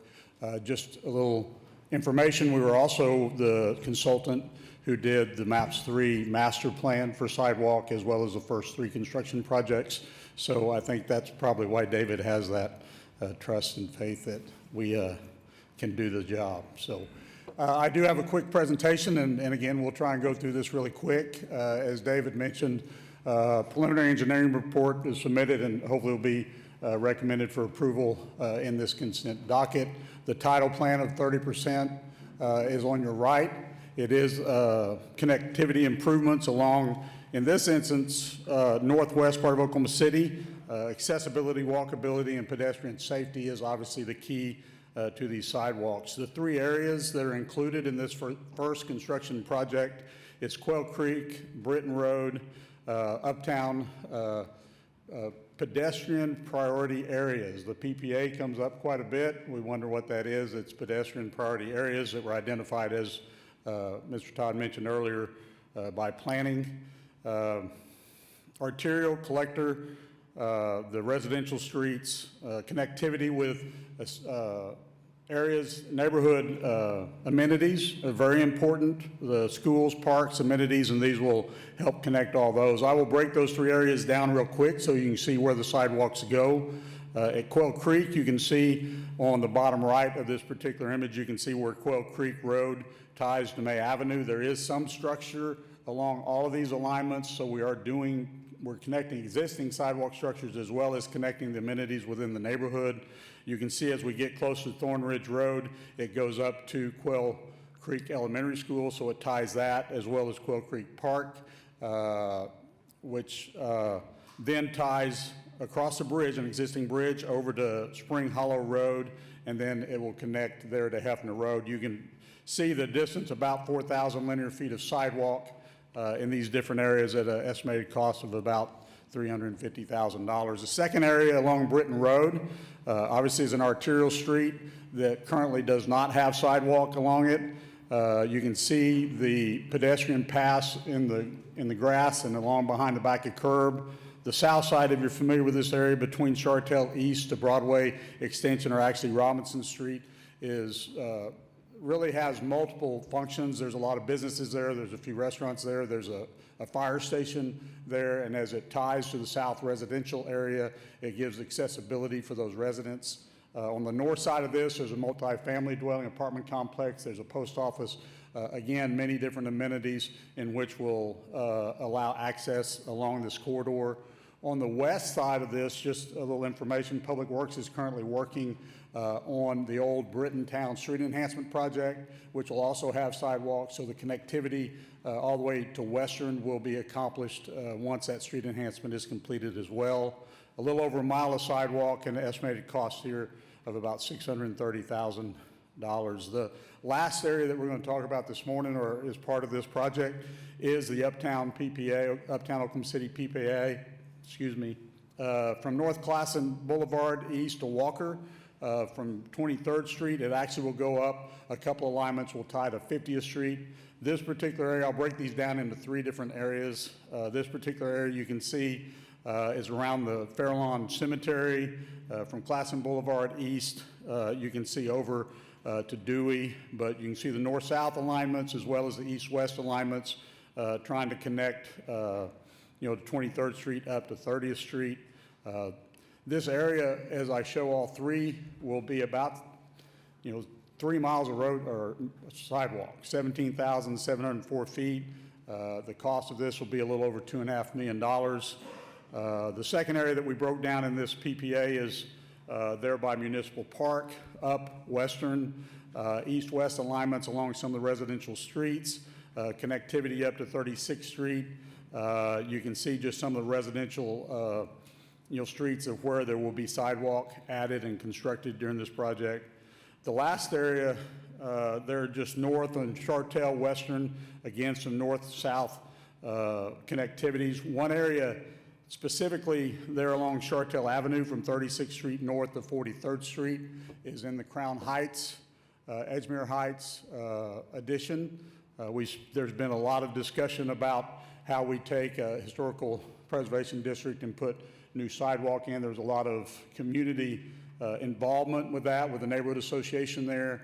We gave multiple options of sidewalk. You can see the left side is how it currently is striped with a bike lane. The proposal on the right side shows how we can elevate sidewalk and put it behind the back of curb to protect those pedestrians, maintaining a bike lane along the edge of that as well as a lane of vehicle traffic. There's again, a lot of participation from this neighborhood association. We appreciated that. Actually, even Councilman Cooper, we appreciate his involvement early on as we did a public meeting, then we had some discussion, and that neighborhood association was very active in bringing in all the neighbors, notifying them of the possible project, also working with Oklahoma City's Historical Preservation District, going before that council for approval as well. The next section, and I'm just going to show this quickly. Obviously, how do you put a sidewalk on this? I mean, elevated area between 36th Street, between Dewey and Walker. We had to look at cost and I guess the ability to be able to accomplish this because of the topography. On the south side, elevation is higher than the road. On the south, on the north side, it's just as much below that area. We actually looked at an alternate route. You can see on the top right of that, to where we could possibly go south, maintaining connectivity in the area. There's a half block south, Eubanks Avenue, that allows us to be able to construct that 2 blocks of sidewalk for less than a third of the cost and still make the connectivity to the different areas that were proposed by planning. This shows some of those alternates that could also be added to the project depending on as we work through the budget, looking at that. Some additional east-west alignments that could be accomplished. The last page I'm going to show is the cost, the budget of the original project, about $3.7 million. Our base bid estimates right at 3.5, and then the alternates that we can look at based off of that as we continue to do the design of the project. And then this is just recommending approval of preliminary engineering report so we can move forward with the notice to proceed for final plans and then advertising and construction. Timeline of both the design as it moves forward as well as the construction after the first of the year. And with that, I can answer any of those questions about every inch of the sidewalk. Can you go back just a few slides to where it was the cost of 3 different projects? I'm seeing one thing that it seems like the Quail Creek and Britton Road projects are just maybe less footage, and that's part of probably the cost, but is the other really cost differential there the potential utility moving? Is that kind of why that cost is just increased? Yeah, and that's a great question because as you put sidewalk on existing structure, there's a lot of different features that would cause an increase in cost. If you look at the Quail Creek, it's about 1,000 feet less sidewalk, but it's also in a residential area where you have accessibility behind the back of curb, where you can do it within the easement that is normally grass. When you get into a a commercial, residential, multi-functioning principal arterial street, then you're having to deal with additional ADA ramps. You're having to deal with possibly some structure on the back side of the sidewalk. You're having to deal with crossing the driveways. And as you mentioned, utilities may play a part as well.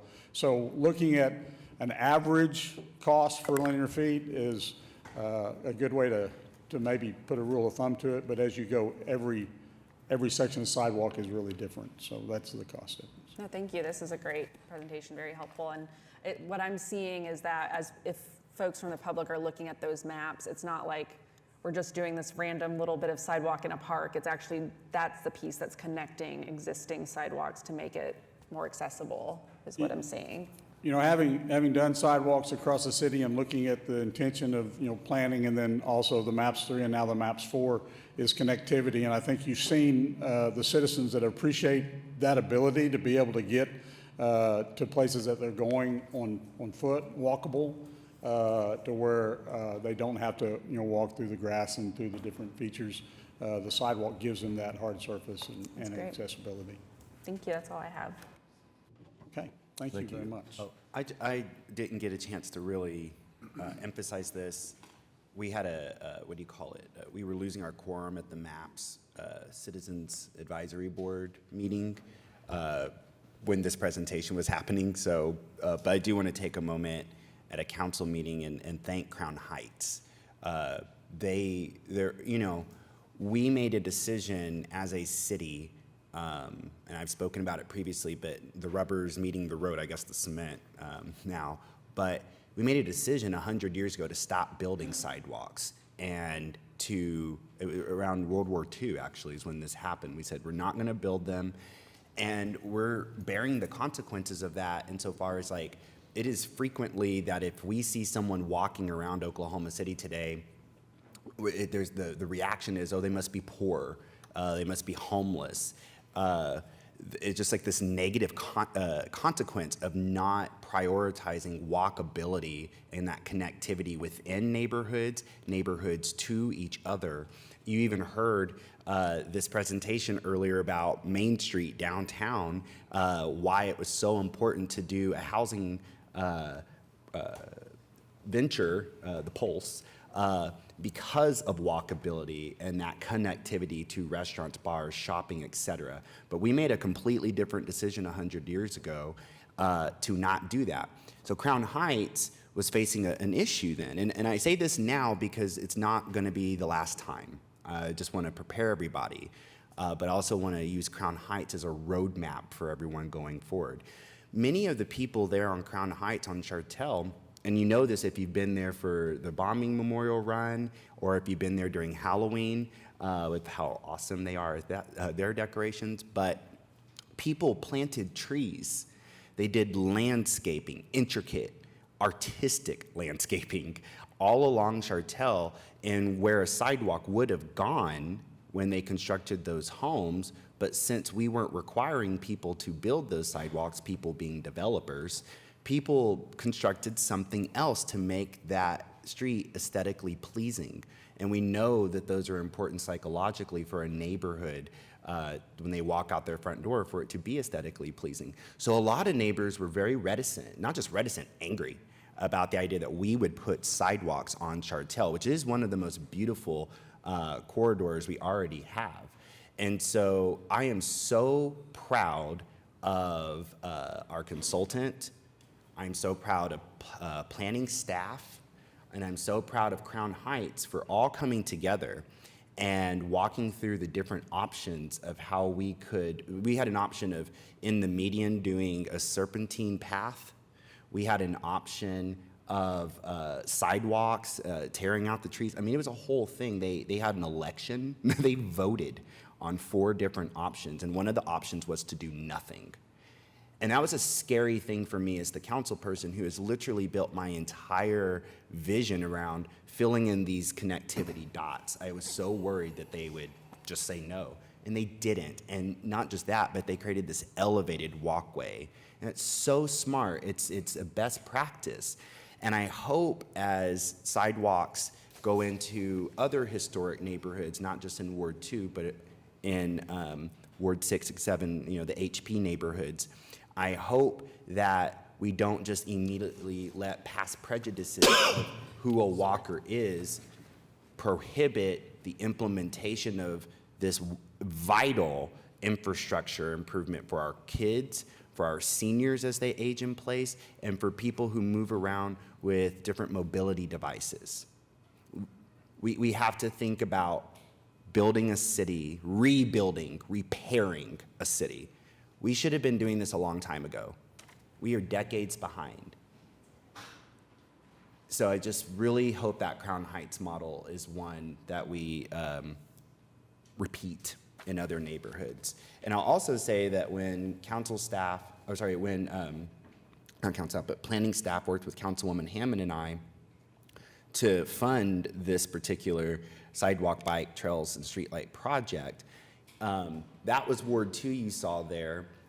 We also saw some Ward 8. You're going to see Ward 5. You're going to see wards all across the city where those pedestrian priority areas are. We were very intentional about this work and it being something equitable across the city. So if you look up there today and you say, "Where's my neighborhood?" Don't worry, there's more across the city. And then if yours isn't in there, we have an infrastructure bond election coming up. It's time for you to advocate for more of that walkability. Another thing I want to say that I did not get to say at the Maps for Citizens Advisory Board that I think is important. When we look at that slide, I wish it was still up there so that people could see this for themselves, but is that what maybe that's gonna happen. Northwest 36th, I think it's good that we're gonna do that detour onto Eubanks there for now, but at some point we have got to go back to Northwest 36th Street. I see my residents weekly walking. They're either walking on Northwest 36th Street, like on the street, a 4-lane street connected to I-235. I have residents walking on 36th Street. I have residents in wheelchairs on Northwest 36th Street. And if they're not on the street, they're navigating those poles you saw in the public easement. They are walking with fences that are all but pushing them onto Northwest 36th Street. My challenge to planning and to this council is that when we do our infrastructure bond, like I said, I think it's all well and good that for now we would divert people who are walking onto Eubanks. I think that's fine. But the next bond has got to prioritize funding to address Northwest 36th Street. We've got to do that. You cannot do it. We cannot do it. That's fine. But you will always have pedestrians walking on Northwest 36th Street because there is a desire to be a pedestrian on that street. So we need to meet them where they are. Okay, thanks. Okay, that concludes everything that had been scheduled and asked for regarding the consent docket, so we can now pass the items, save for those previously passed and one previously struck. We have a motion and a second. Cast your votes. Passes unanimously. Item 10 is the concurrence docket. We have items A through C we could take with one motion.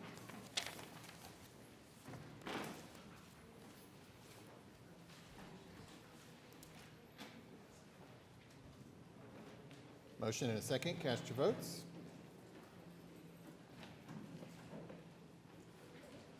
Passes unanimously. Item 11, items requiring separate votes. Item 11. Well, I know, but you said that when you stood here, you said 10 and 11. I didn't need to, but come and say whatever you want to say.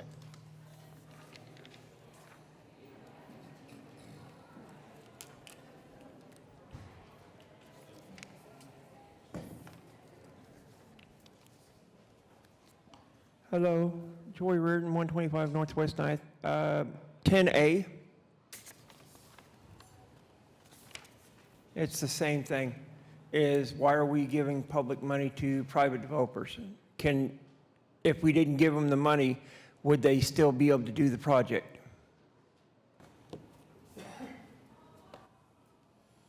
Okay. Are you done? Item 11A is an ordinance on final hearing recommended for approval, rezoning 11121 Southwest 29th Street from AA to PUD 1959. You got it? Yes. Okay, go ahead, Councilman. Has anyone signed up to speak? No, and in fact, no one is signed up to speak on any zoning case today. All right. Then on behalf of Councilwoman Peck, I'll move for its approval. Okay.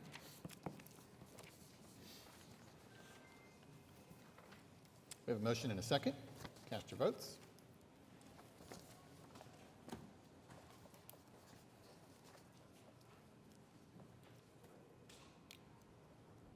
Passes unanimously. All right, item 11B is an ordinance on final hearing recommended for approval, rezoning 14700 Mezzaluna Avenue from PUD 1577 to PUD 1961. Councilman Stonecipher? No one signed up. Correct. I'll move for approval of item 11B, please. The motion and a second. Cast your votes.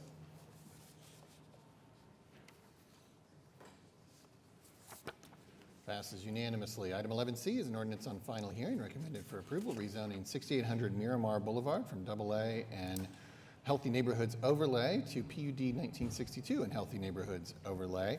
Councilwoman Nice.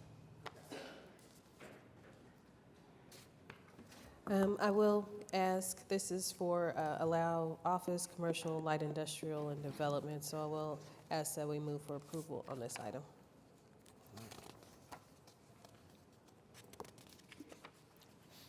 With the motion and a second, cast your votes. Passes unanimously. Item 11D is an ordinance on final hearing, rezoning 5501 North MLK Avenue from R1 and Healthy Neighborhood Overlay and Urban Conservation District to SPUD 1523, Healthy Neighborhood Overlay and Urban Conservation District. Councilwoman Nice. And the purpose of this request is to allow commercial uses and development. I know there were some TEs that were added, so I will move for approval of this application. We have a motion and a second. Cast your votes.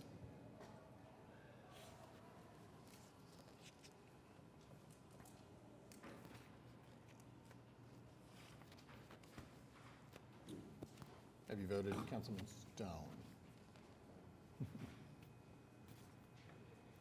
Passes unanimously. Item E is an ordinance on final hearing recommended for approval, rezoning 1021 Straka Terrace from C3 and O2 to SPUD 1544. Councilman Hinkle. I'll move for approval.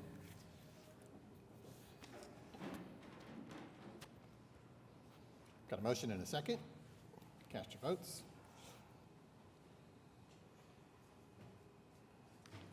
Passes unanimously. Item F is an ordinance on final hearing, rezoning 1715 Northwest 2nd Street from R2 to SPUD 1545. Councilwoman Hammond. Yes, this is a infill project for office and single-family residences approved unanimously by Planning Commission, and I will move for approval.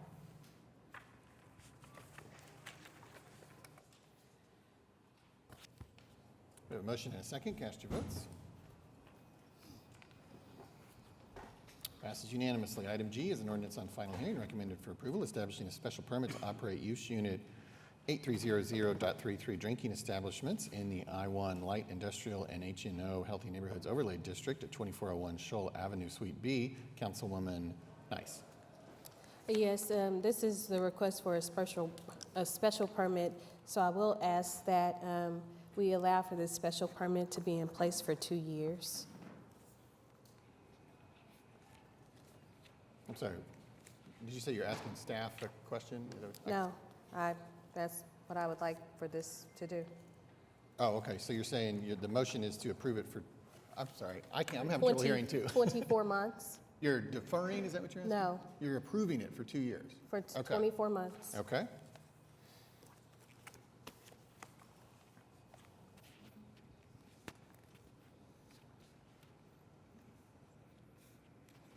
So we have a motion and a second to approve the ordinance, but with an expiration of 2 years. We have a motion and a second. Cast your votes.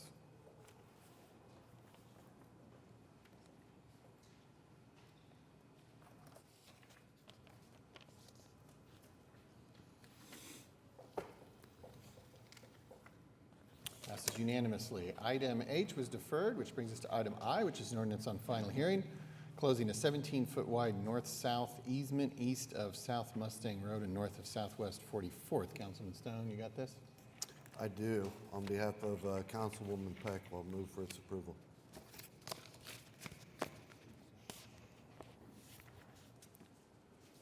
A motion and a second. Cast your votes.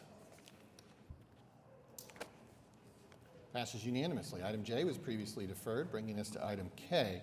This is the second of 3 meetings on this proposed ordinance change regarding the regular meetings of council schedule. This is just the public hearing. Amy, has anyone signed up to speak under this public hearing? No, they haven't. All right, then we will close the public hearing and advance to item L, which is a public hearing regarding a proposed ordinance change affecting the ambulance fee. This is the second of 3 meetings on this proposed ordinance change. Amy, has anyone signed up to speak under this public hearing? No, they haven't. All right, we'll close the public hearing and we'll move to item M1, which is a public hearing regarding the dilapidated structures here listed, except for those previously struck. Amy, has anyone signed up to speak? No, they haven't. So we will advance to the resolution found at M2, declaring that the structures are dilapidated.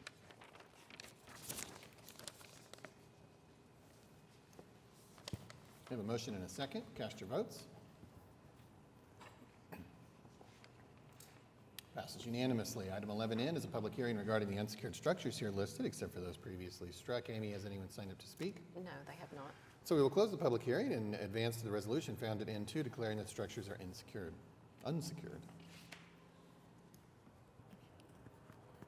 We We have a motion and a second. Cast your votes. Passes unanimously. Item 11O is a public hearing regarding the abandoned buildings here listed, except for those previously struck. Amy, has anyone signed up to speak under the public hearing? No, they haven't. So we'll advance to the resolution found at O2 declaring that the buildings are abandoned.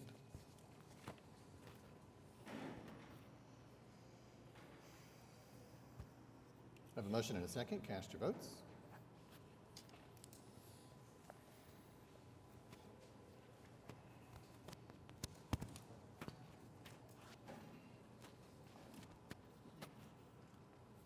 Passes unanimously. Item P1 is a public hearing regarding an amendment to the fiscal year 2024 budget. This was presented at our past meeting. Amy, has anyone signed up to speak on this public hearing? They have not. They have not, and so we can advance to the resolution found at P2 adopting the amendment to the fiscal year 2024 budget. And again, this was presented in detail at the last meeting. I have a motion and a second. Cast your votes. Passes unanimously. Item 11Q is a joint resolution with OCTPA declaring approximately a 2.68 acre tract of real property located within what is commonly described as the Oklahoma State Fairgrounds as surplus for fairgrounds purposes. This has been on a previous meeting as per a previously adopted resolution of the council relating to real estate sales. So we've already heard about this, and we can pass it if that is the council's desire.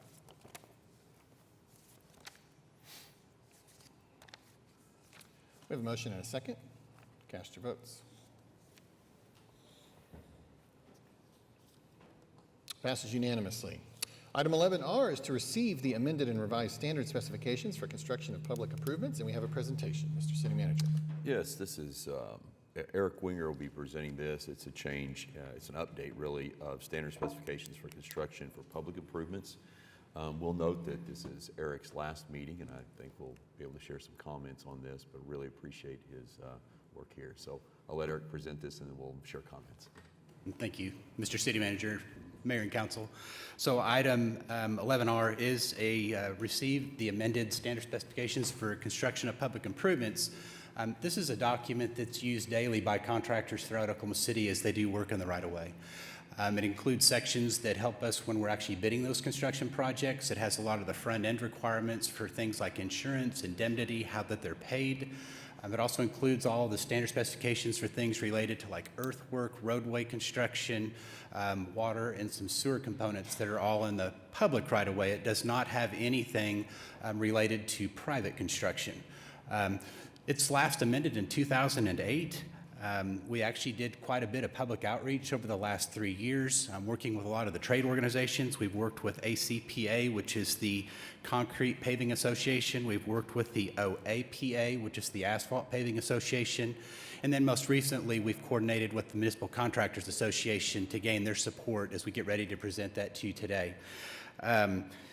Again, previously in 2006, when it was received by the council, it was a printed document. So one of the biggest changes is that it's completely electronic. It'll be posted online and available for download for anybody that wishes to download this. It's incorporated into all of our bidding documents that are done by this council and by the city of Oklahoma City. With that, I'm going to just stop there and be happy to answer any questions that you may have. So thank you. Page 12. I didn't really, maybe it was 512. I didn't quite get the full gist of it. If you could just kind of cover everything before that, I would appreciate it. Thank you. You're just filibustering Eric's departure is what you're trying to do. That's why he's leaving. Yeah. I think it was digital, but I got a paper copy of every page on that. It was rough. Revision. Eric, I just wanted to say thank you so much for your service to the city. And the past 6 years, I've enjoyed working with you. I know it's a tough position you're in, but you've always just been so civil, so kind, and just great to work with. And I wish you nothing but the best of luck. Thank you. Thank you, Councilman. Eric, I'd like to just say thank you as well and echo Councilman Stone's sentiments. In my short period here, you've been nothing but gracious with me and my questions and either my expectations or whatnot, but you have walked me through and taught me so much, and I can't imagine the the shoes that are going to have to be filled as you leave. But thank you for all that you've done and everything that you're doing to help our city. Thank you. I just want to say thanks for being a resident of Ward 5, and as your final acts, think of all of the things you could sign off on for Ward 5 before you go. Eric, I was thinking last night, getting ready for this meeting today, and this is your last meeting. We've been working together for 8 years, and it may have seemed like 80 to you, but I've always appreciated everything you've done for me. You're the type of person that doesn't immediately say no. He's willing to listen, he's willing to think about it. And you didn't always say yes, but you were always willing to listen to any ideas that I had. You would attend HOA meetings with me, you would drive the ward, you were responsive and would take my phone calls, and you would always have great answers when I had questions. So you will be missed, but please, please come back and see us soon. Thank you. Well, I do have some questions before I give you your accolades, because, and I apologize, I did just not have time to sift through that 2 reams of printer paper that was part of our packet.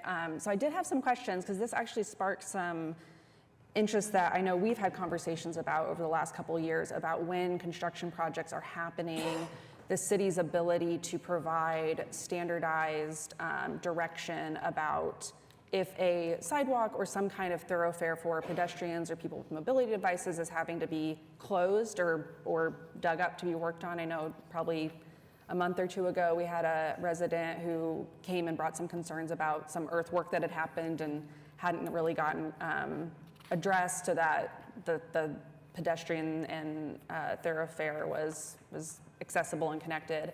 I'm curious where and this I think is just more for my opportunity to go dig through this and look for opportunities in the future.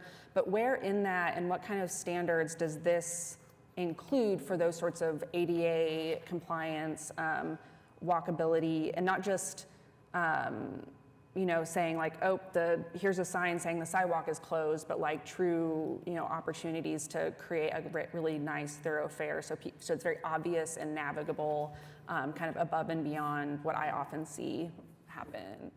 No, to explain the document just a little bit further. So this document is technically written to give contractors that are actually doing the actual construction the guidelines as to like the strength of the concrete, the type of different asphalt mixes that we use, when we use different asphalt at different times. What it doesn't include is the actual plans for a particular project. So this would be used by a designer to develop those plans, and so you would typically find some instructions like that about the sidewalk or the sidewalk construction and the actual plans at the specific location.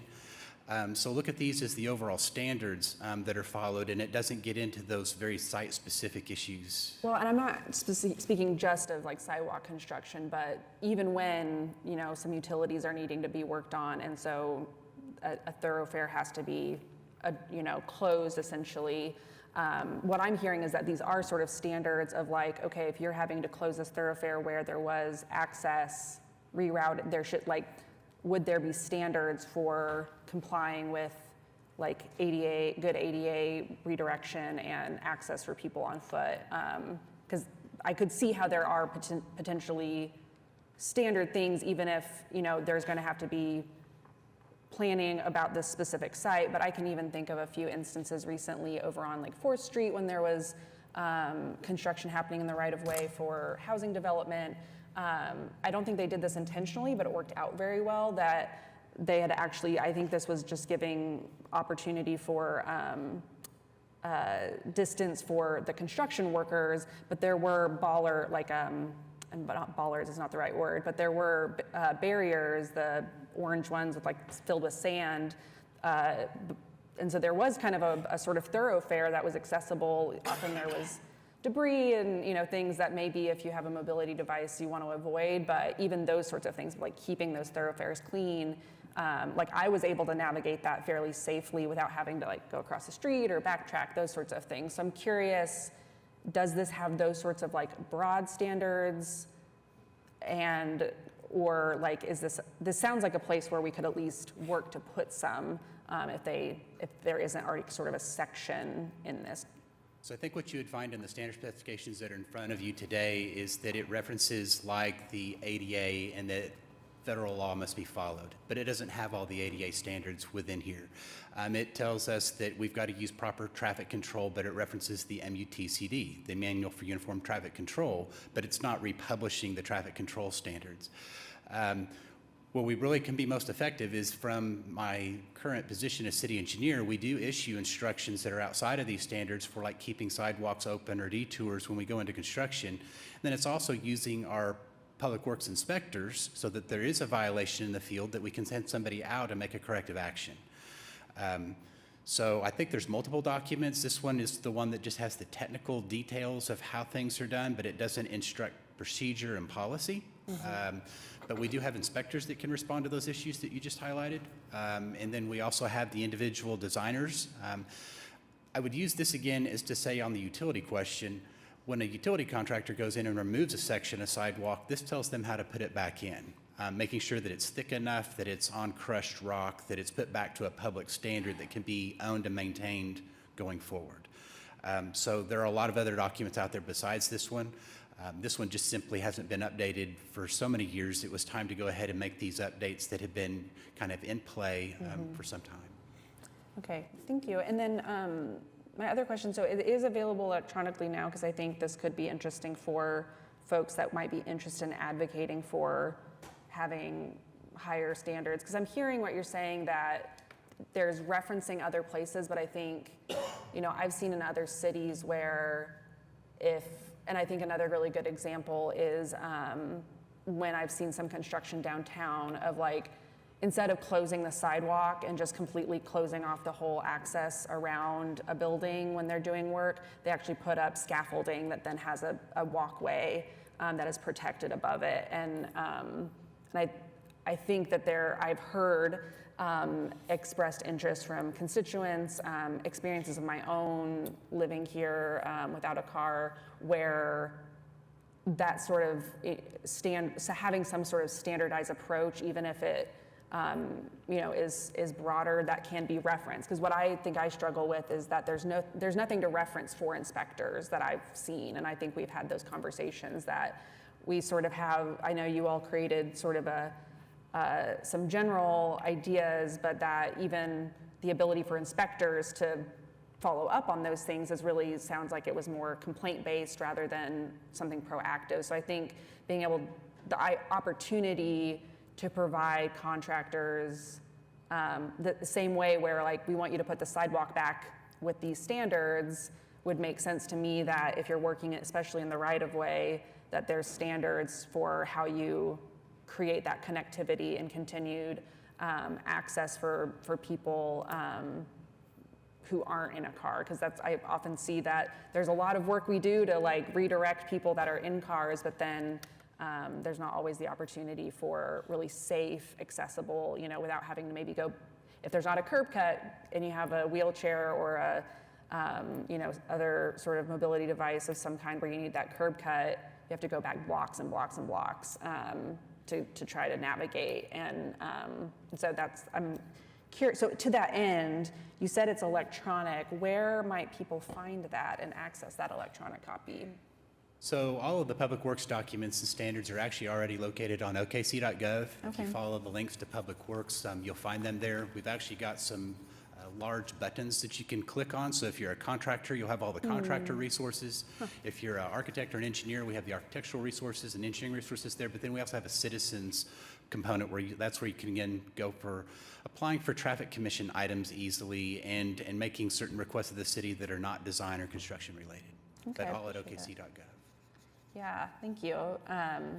And yeah, I should thank you for your always willingness to engage in conversation around some of these issues, and just really appreciate your service to the city. So thank you. Thank you. I didn't turn it on. I also wanted to say thank you so much. I know understanding public works and all of the things that you do to assist us with our many residents' concerns is a lot.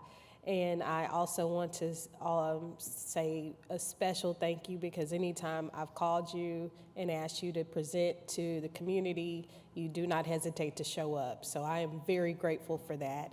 And you stick around and answer questions. And we don't give you anything but probably cookies and water, and you still say okay. So thank you so much. And I also want to appreciate you, because we have a lot of people that do presentations in front of us, but you are the only one that gazes each and every single council member. And I pay attention to that. And you are very intentional about that. So I will miss that aspect of you being here. But I am so grateful that we will not be saying goodbye, because I have a feeling we're probably going to see you again with the work that you're going to be doing. But again, very grateful for you, your work, your leadership. And also, I think one time we were able to meet your wife and some of your family. So thank you for sharing your family with us. Thank you, Councilman. Yes. And then I'll just say, as when I learned about your departure, I worried, because the depth of knowledge you have, drainage, right, street repair, resurfacing, the sidewalks, you have this wide range of knowledge. And what I learned in that first term is, unfortunately, and I've said it previously, no one in school is learning how city government works. They don't know then even sometimes the right questions to be asking me, their council person, or you as the public works director. And truly, you have the patience of Job. It is remarkable to watch. It's a skill. As I've been teaching Aristotle and rhetoric this semester, and I'm learning all that, I'm hearing you have a skill that is very commendable in terms of engaging on a one-on-one, but then managing your emotions when sometimes people are very mean to you. Like they don't like the answer you give them, right? So I just wanted to commend you and affirm you in that skill set as you go into the rest of your work and your life, because it's a rare one. And then I just also wanted to thank you for just engaging with me in that repair work. You know, so much of Ward 2 is about repairing, because there's a lot of infrastructure we just didn't fund for so many years. It's you really, your patience with my constituents, your patience with me, your engagement with me, your intellectual vigor. Yes, so I wish you well, and just wanted to say thank you again for sharing your works with us. Thank you.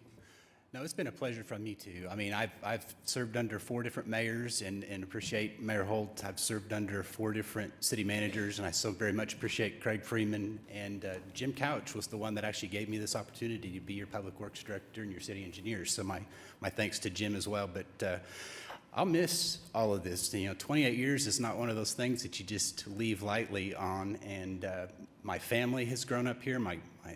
This is the place we call home, and it'll be our home. So, but I appreciate everyone. I really do. It comes from the heart. And yes, I do look forward to seeing everybody again soon. So thank you. Yeah, Eric, I mean, I'll just state the obvious. Director of Maps for Kids, first director of Maps 3, and obviously the work that we've mostly covered today, which is your service as Public Works Director. It's an incredible legacy. I mean, there aren't 100 residents of this city over the last 130 years who can say they did more to make it a better place. So thank you so much for your service. And as has been referenced, I know you're not moving away or anything. I know that the next role that you'll have will probably allow us to continue to partner with you in making this city a better place. So thank you for your incredible service to the residents of Oklahoma City.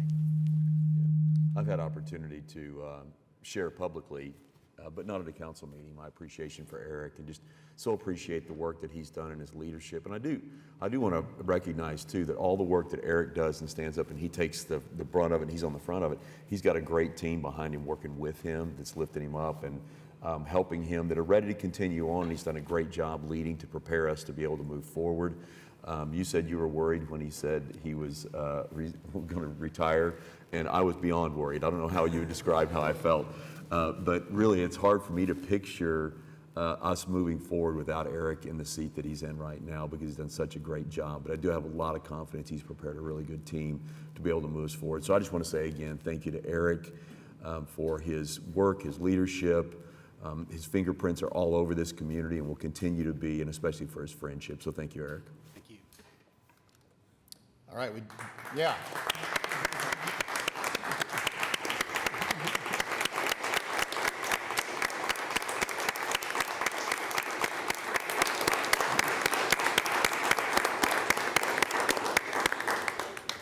Mr. Eric, I do need to see you after the meeting now.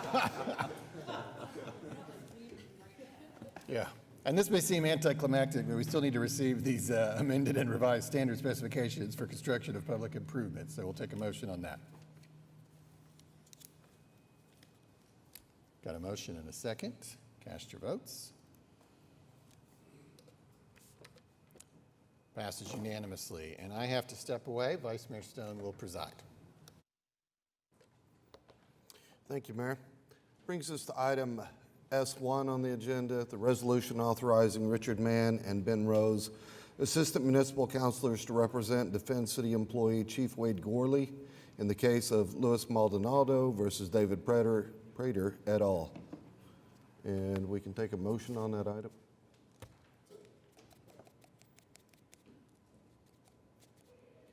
I have a motion and a second. Please vote.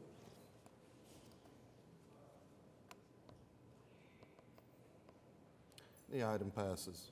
Brings us to item T on the agenda, claims recommended for denial. If there's no comments or questions, we can take a motion on that item. We have a motion and a second.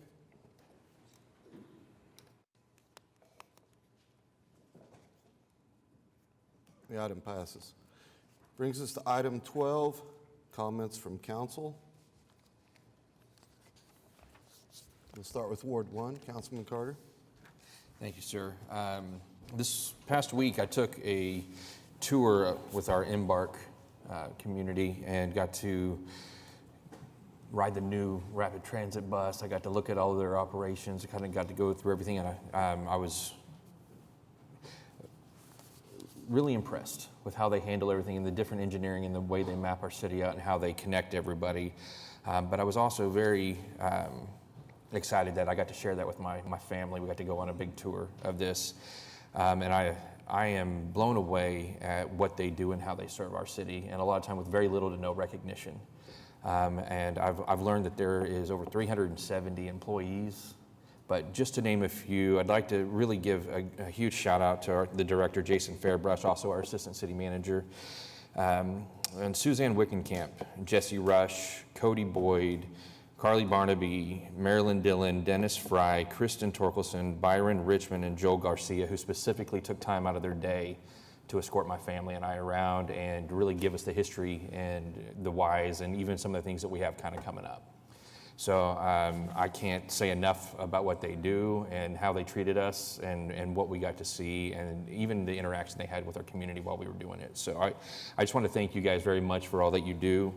And unfortunately, I got to see our fire department in action yesterday. There was a house in my neighborhood that caught fire, but I was extremely impressed with the way that they handled not only the fire, our community, and the people that unfortunately lost their home. And I wanted to say thank you to their quick responses and quick actions, and especially to our neighbors who were able to get in and get those people out of their house and help them out. And to my knowledge, no lives were lost, just things. And as painful as that can be, those can be replaced. So, but I wanted to give a shout out to our Ward 1 Fire Department for all that they do for us, usually with no thanks either. So thank you. Thank you. Councilman Cooper? Wait, what? Ward 6, Councilwoman Hammond? Yes. I'd first like to just start off with letting folks know about an event that I was invited to and that I'm excited to attend this coming Saturday, the 16th. I was like trying to make sure that the date is actually the 16th, this Saturday. It is the Sooner Success, and the OU Health Science Center is partnering with various organizations to host an inclusive Hispanic heritage dance at Sellers Park. They're going to be games, snacks, dancing, the sort of traditional Mexican folk dancing, as well as just lots of like resources and opportunities to connect with various disability advocate and other community organizations. So I'm excited to participate in that. I think it's a really neat interweaving of lots of different cultural and community needs and celebration of people, and excited to participate. And if you're able to make it out, it is, I believe it's 6 to 8 p.m. at Sellers Park. And then I'd also like to just share, I was able to attend, along with Councilwoman Nice, the Local Progress National Convening this last weekend, and had a really great time getting to learn all about how other communities are tackling equitable development and making sure that as their cities grow and develop, that folks that have really invested and spent their lives in certain areas aren't displaced by that growth, and that actually really can benefit from that. Got to learn a lot about opportunities for tenant rights legislation, and to keep making sure that we protect tenants from bad actors taking advantage of them by not keeping properties up, overcharging for things that they really aren't responsible for. So a lot of education for tenants to ensure that we can turn off the pipeline of eviction that leads to growing homelessness and housing instability more broadly, and often leads to having dilapidated properties in our neighborhoods, because we have sort of absentee property management and ownership that are just cashing the checks from their tenants, but not actually really investing in and taking care of the properties they own. I also got to do a great site visit with a few different community organizations, as well as the St. Louis Office of Violence Prevention that's actually embedded within their city, to learn about some of the efforts they are embarking on to respond to gun violence, bullet-related injuries, so kind of expanding the idea of gun violence beyond just community violence or even self-harm, but even thinking about domestic violence and other situations where people might have guns and be injured, and not have really the pipeline to support and recovery, so that cycle of violence and does not continue, as well as some harm reduction efforts that they are doing to as public health efforts to slow down and stop spread of disease through people who have drug use or even like medical issues, but they just have trouble affording the supplies they need to maintain those chronic illnesses and make sure that they have the right tools. So it's very neat to see some of these really innovative ideas that I think we are sort of tiptoeing into in Oklahoma City, but a lot more built out, and can kind of learn from the types of things they're doing to really plug the gaps and fill the gaps for residents that kind of tend to fall through them. So really appreciated getting to go, despite the city not paying for it. Really appreciate Local Progress for stepping up with a scholarship opportunity, and the connections that we were able to make with other city councilors across the country working for equity in their communities. All right, thank you. Ward 7, Councilwoman Nice. Thank you. I just wanted to echo what Councilwoman Hammond said. We had an amazing experience of learning and opportunities of expanding ways that we can offer similar experiences for our residents within our respective wards, as well as throughout the city. I just wanted to say thank you to everyone, especially Ms. Debbie helping me to plan our town hall that we had on yesterday.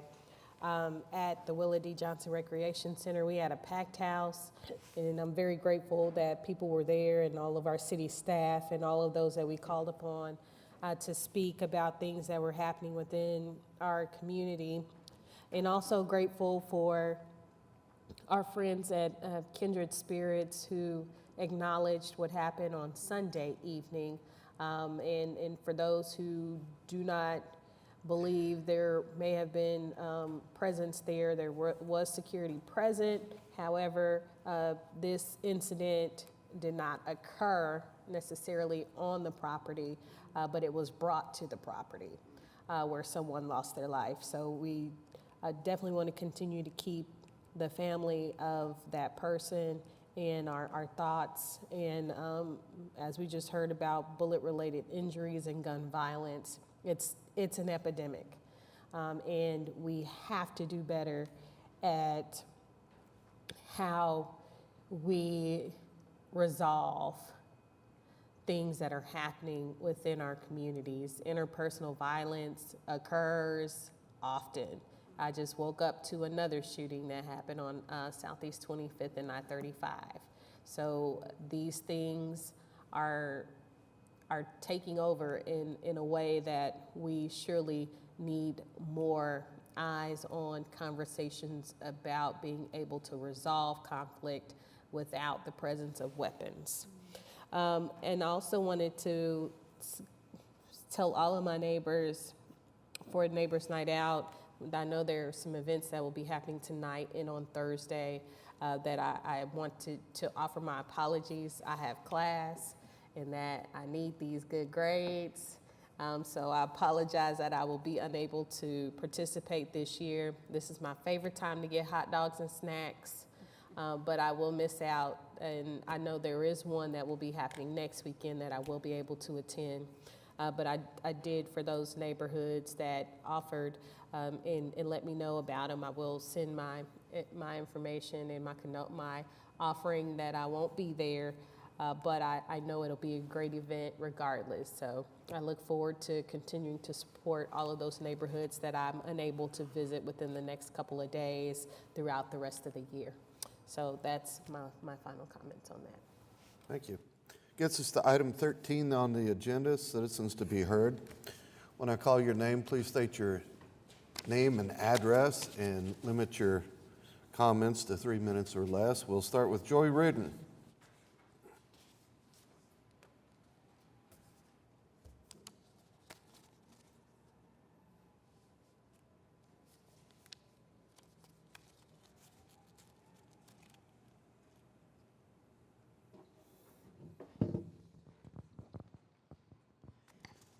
Joy Reardon, 125 Northwest 9th, and I'm sorry that some of the council people decided they didn't need to be here to hear this.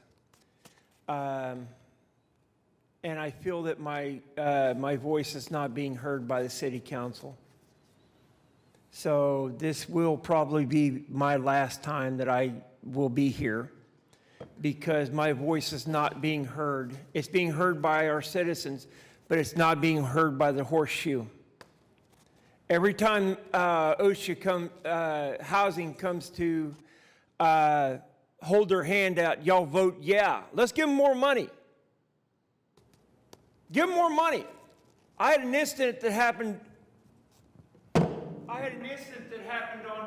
Saturday that didn't get any recognition. I got assaulted in our building by one of our residents.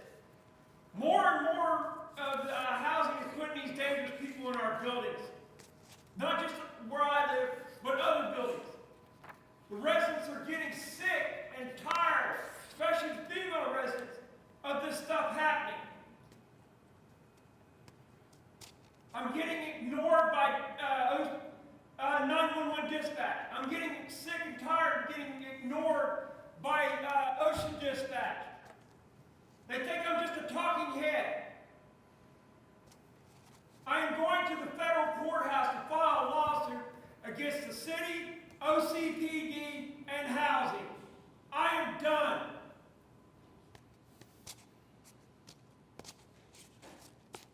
And if you can't hear my voice, hear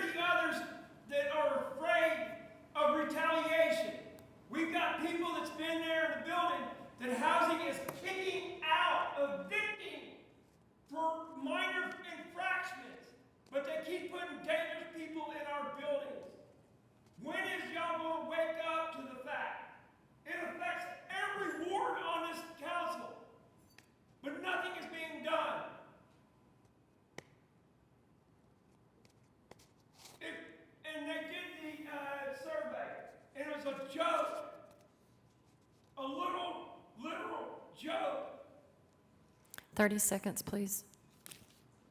Come, if you want to see what's going on, please take a few minutes out of your time and come do a surprise visit at housing, at the buildings. Check the statistics of what OCPD is dealing with, what security's dealing with. But they're not doing their job. Thank you. Thank you. All right, up next is Charles Thompson.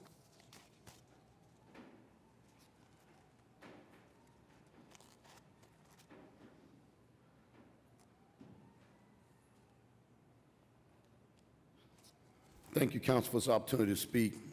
First and foremost, 24 years ago, I responded to a RFP and was awarded a lease of what was now known, or is now known as Woodson East. We formed a nonprofit. So I, along with 5 other football teams, left Davis Ballpark. For 23 years, our group has maintained, operated Woodson East, and developed a youth football program. It was a struggle early, but in the early years, but years back, we decided to collaborate and join and unite with Chuck Clemens and his YBI organization to combine our South Side and East Side programs together and form the OICYL. Today, because of that unity, we stand strong as a league of 44 youth football teams with roughly over 800 to 1,000 kids participating. I am the longest minority individual to have had a contract or lease with the City Parks and Rec to date that I know of, and over the years I have seen a lot of disparity in treatment, but none to the level that I think is taking place today.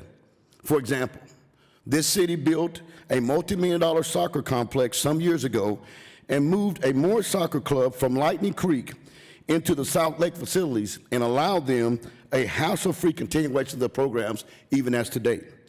Same holds true to the North Oklahoma City Soccer, Putnam City Optimists, and the Northwest Optimists as well. On the contrast, millions of dollars are allocated to renovate Woodson East, the home where we have been for over 2 decades. And what does the city and the Parks Department and administration do? They first attempt to offer me an opportunity to move our program over to the east side of Oklahoma City exclusively.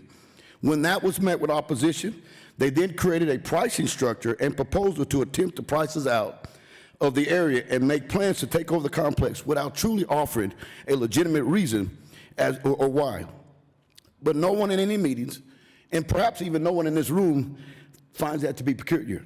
My first question: Woodson Park was good enough for us to be at 20 years, over 20 years. Why is it not now? My second question: who in the room speak for those families in our community that are in the programs that look like me, that come from a background like me, that are part of the not-haves in this community?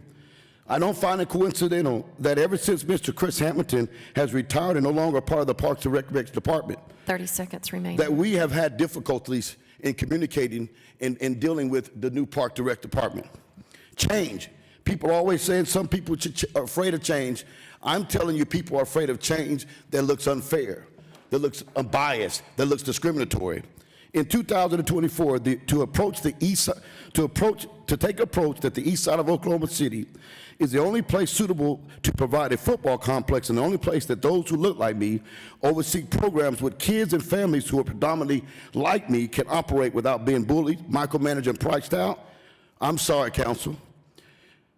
That has a stench of segregation, and that can certainly become a slippery slope for all of us involved. Thank you. Thank you. Up next is Todrick Noel.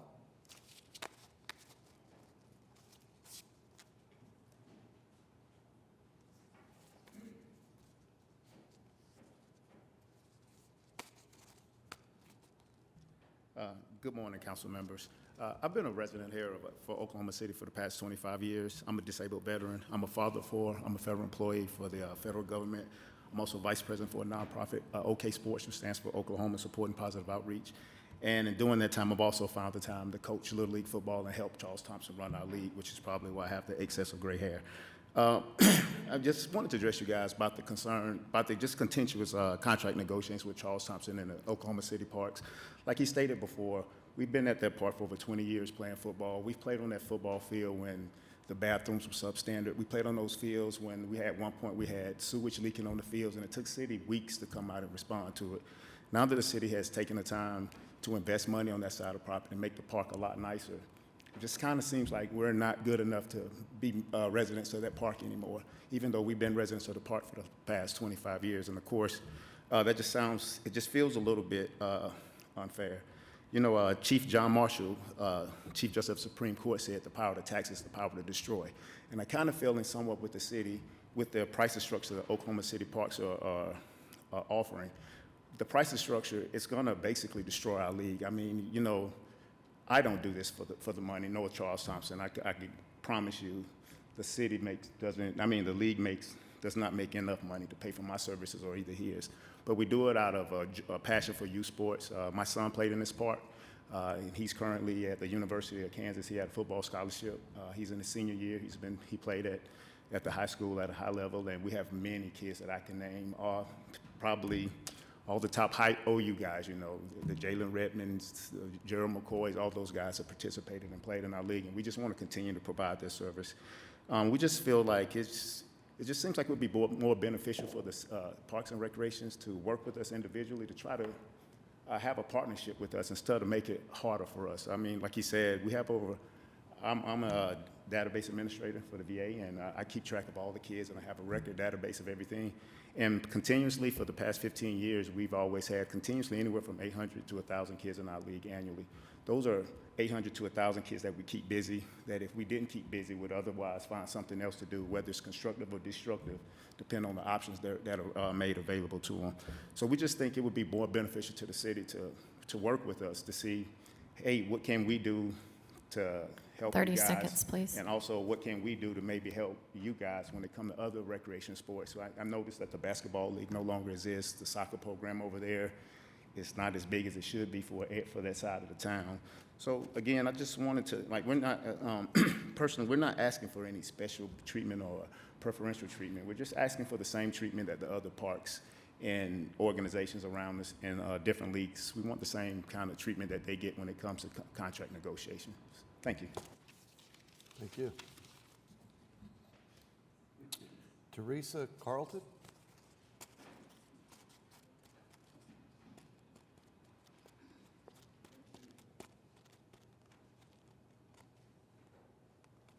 Good morning. How are y'all this morning?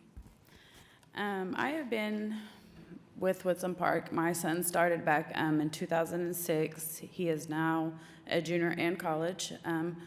I just think it's kind of odd and weird for, you know, them to be running the facility for over 20 years. I know y'all want to make it big, but I don't understand why stepping on people's toes. He asked for help years ago. No one helped. I've been there when we couldn't even use the bathroom. I had to go outside, use the restroom by my car. Now I'm just not understanding why that y'all have all this money put in this facility that now y'all want to step on people's toes.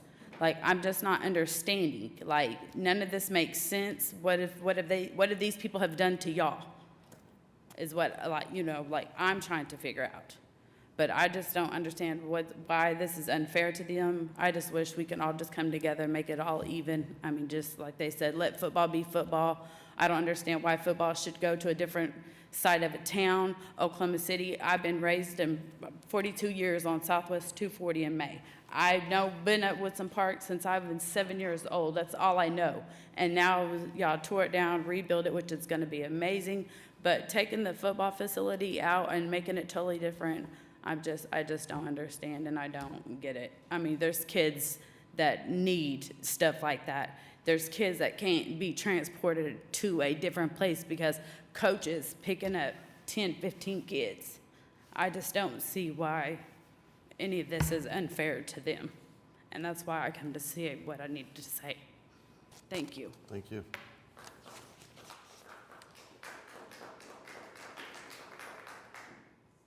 Edward Morris.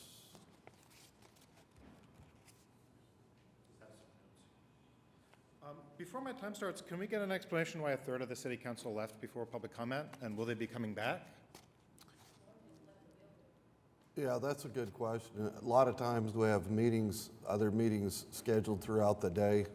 Sometimes we go to meetings, sometimes it can be a ton of different things. Can we get any sort of assurance that they'll be provided a video of the people who waited all this time to speak to them? Oh, yeah, there's video they can watch for sure. Can we get a confirmation that, can someone on the city council say, well, we're going to ask them to watch it? We would hope they all would. We would hope they all would, but I can't guarantee you that's going to happen. Yeah, that's a disappointment. I'm sorry, can I start my time now? My name is Edward Morris. I live at 500 West Main Street. Thank you very much for the opportunity to speak. I'm here to talk about the arena, where I've watched many Thunder games and events. In fact, Mayor Holt, who is definitely not here, posted a photo of me cheering at a rodeo last year, my first ever rodeo. I think that we have a great arena. This year we have brand new LED screen and new seats and other upgrades. We have been told by the mayor, who's not here, and many other people, that we need 50% more retail space and dining. I read one hilarious comparison to arenas in Los Angeles where stadium goers have multiple sushi options on the concourse. I do not think that sushi is a large priority for OKC Thunder fans. I think the city should spend the $70 million allocated for stadium improvements. We can add fancier dining options and install the new amenities to attract the best players. Perhaps we can modify the totally unnecessary parking structure next door to accommodate these improvements. We do not lack for parking in this city. If the city wants to compete with cities like Dallas and Seattle, the answer is not just a shiny arena. We will have to aim higher and work harder. Unfortunately, our weather is bad, our politics are worse, and we have a public school superintendent who hates public schools. These are the reasons we struggle to attract and retain an educated and entrepreneurial workforce, not a shiny arena. Now, Oklahoma does have excellent higher education, but from OU to OCCC, students are getting an education so that they can leave Oklahoma, not stay here. To keep those people, we need better schools, public works, transport, arts, and culture. Last year's bond issue for new school buildings, which I applaud you all for, was a great step forward. But for those buildings to be effective, we need to keep good educators.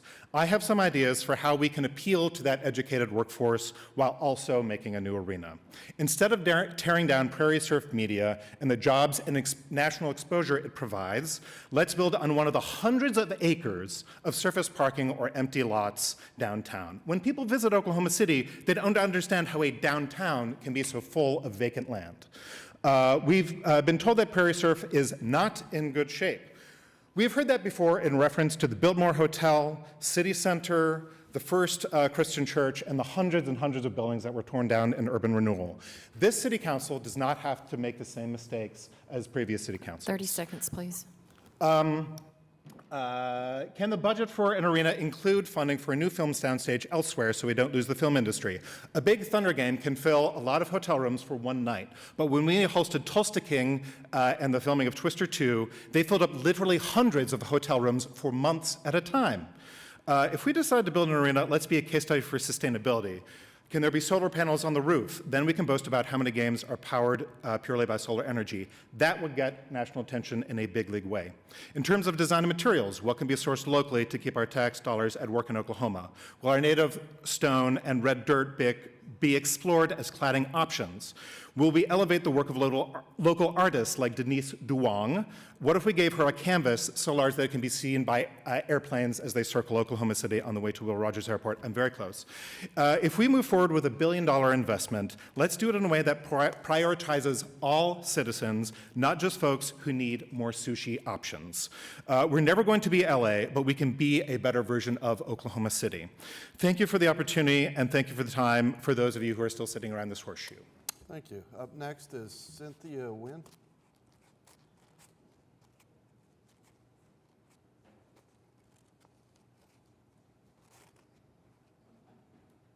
Hello. I'm not good at speaking at all, and I'm probably going to get emotional. I've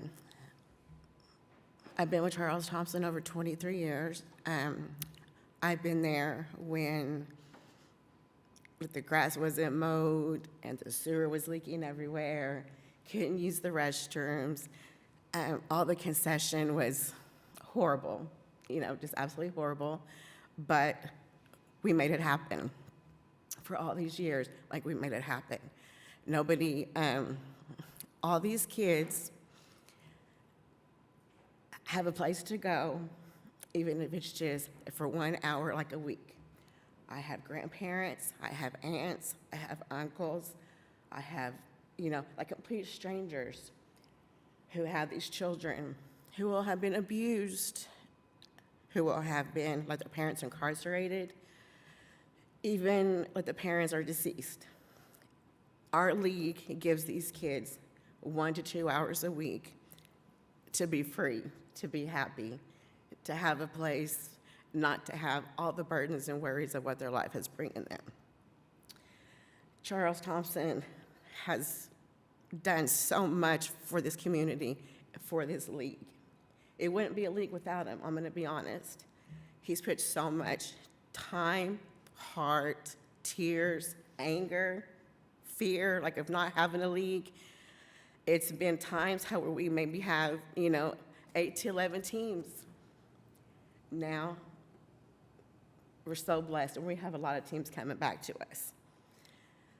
Now, fast forward, like we have to be over at the other park at Weisenhunt because Woodson is being redone. It's been horrible. I'm gonna be honest with you guys. It's been horrible. They treat us horrible. I couldn't use the concession. I just now, for the first game, have been able to go inside their concession. I was having to go in and day out and build a concession out of tables and tents. And I have to take it all in, I have to walk it all in, and we have to walk it all out every single night. It's so hard. We do it though, and we make it work, and I don't complain.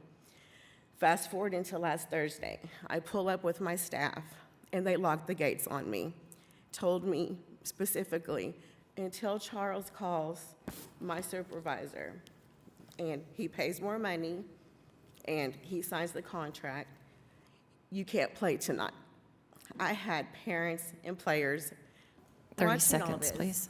It was so embarrassing, and it was heartbreaking. We're not asking for any special treatment. All we're asking is to let us keep our home. For all of us, just to keep our home that we've built for the last 20 and some odd years. Thank you. Thank you.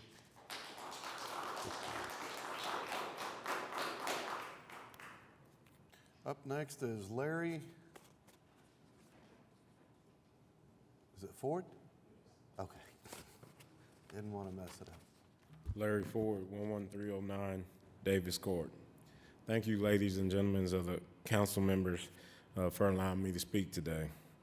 Today, I stand before you as a proud resident of a vibrant community, as a doctor who has had the privilege of serving the south side of Oklahoma City for over the past 15 years. I want to take a moment to emphasize the profound importance of youth sports, particularly the Oklahoma Inner City Youth League. Our beloved Oklahoma City, while we must rally together and keep it relevant and thriving.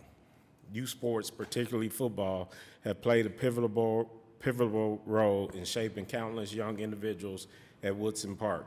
It's no secret that the heartland of America, our very own Oklahoma, has a rich history when it comes to football.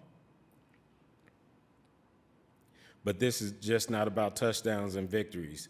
It's about creating a safe, supportive environment where youth can channel their energy, learn invaluable life skills, and most importantly, find hope.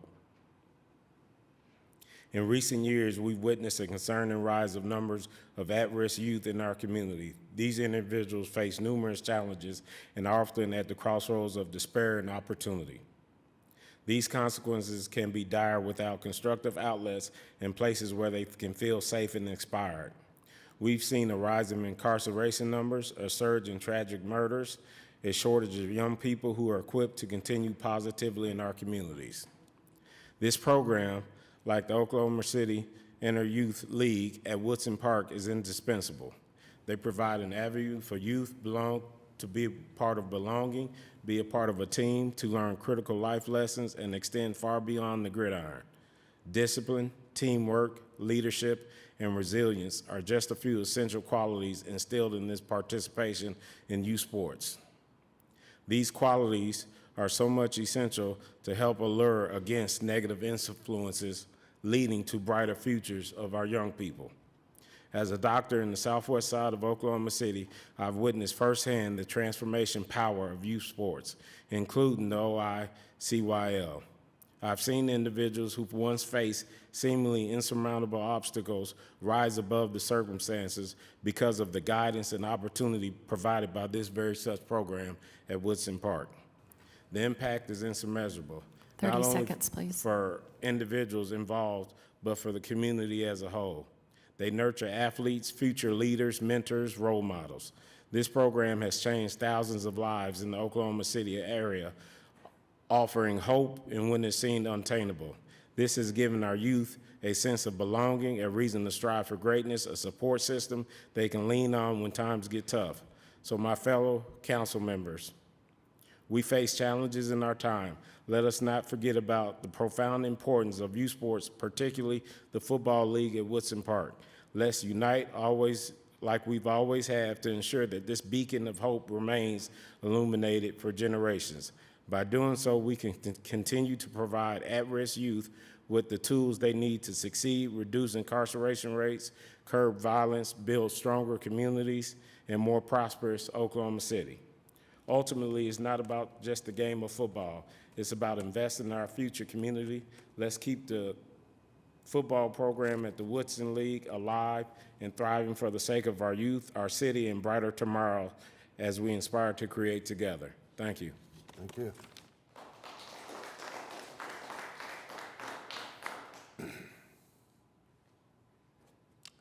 Lakey? Lakeisha, okay. I was going to say Lakeona. I thought that was an N, but I thought with Lakey, I'll get the first part right. And, okay, thank you. Good afternoon, morning to everyone that's on the panel, every councilwoman, man. I'm coming to you as a parent. I have been a part of this league for 10 years. My oldest is 16. He started when he was 6. Over the years, I've teamed up with Mr. Thompson with the organization that I'm with to basically mentor the kids, because I have a lot of kids, ranging from 6 to 13. I have 4 6-year-olds who both parents are deceased. I have a couple 6-year-olds whose parents are incarcerated. So we at Woodson want to take that liability off them babies. To see a child cry because they don't have any food at home. To see a child cry because their grandmother who's raising them can't afford tennis shoes. I have personally saw Mr. Thompson, myself, feed a child, feed a family, providing help for a funeral. And to simply have Weisenhunt staff count cars and say, oh, it looks like they made $40,000, we won't have. It's simply unheard of. I, as a spectator, should not hear a supervisor at this park saying anything derogatory about Mr. Thompson and his staff. Whatever said should be said behind closed doors. For instance, I have a 10-year-old. Both parents are incarcerated. What is his likelihood of being successful? Slim. This is his outlet. Not only do they show him the fundamentals of football, but we're going to teach you how to read. Because if you make it big and you can't read a contract, what good are you to your school? Or what good are you to your league? So it's bigger than football. It's not about the money. I can tell you firsthand, we can charge whatever we want out the gate, but after you pay your staff and your bills, what's left? Nothing. We're good enough to play 20 years before, but because we are the color of you and I, we got to be shipped back to the east side. How is that unfair? How is that fair at any cost? I have kids who walk to the field who live in the south side of Oklahoma. Parents have no car. So if we ship it to the east side, how are they going to get there? Then that puts a gun in little Timmy's hand, or that puts little Timmy in a gang, because that's who's showing them love. We're taking the love from them. Someone else is going to pick up the love, but it's not love. I'm asking you guys, please, reconsider any decisions that you guys have made. 30 for seconds, please. this league to stay where it is, because we service not only the east side, we also service Oklahoma City. We also service Moore. We also service El Reno. I have parents coming from El Reno to be a part of this organization because they like what we have. They like the fact that we're teaching their son how to read. They like the fact that we're giving their daughter how to do gymnastics. They like the fact that we're simply feeding them when parents are shortchanged and can't feed themselves. I ask you guys, please take into consideration and let us keep Woodson. Thank you. Thank you. Angelica Carter.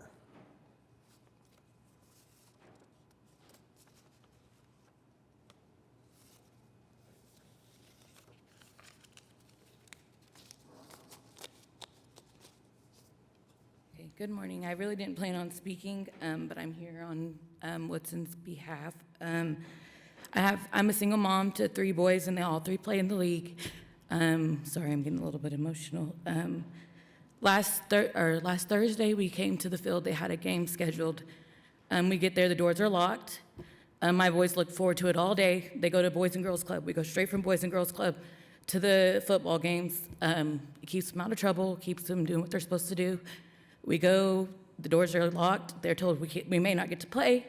Today they have a game. We may not get to play. We don't know until the city decides. So it kind of puts us in, my kids are like, do we have a game today? They wore their jerseys to school. It keeps them like, their dad used to be an addict, keeps them, their coaches are who they need now. So it keeps them on a good track. So when we went and it was closed, it kind of like really hurt their feelings, but they did let us go in. And then today we don't know if they have a game or not. So I just really want y'all to please let them keep Woodson. Thank you. Up next is Ronnie Kirk.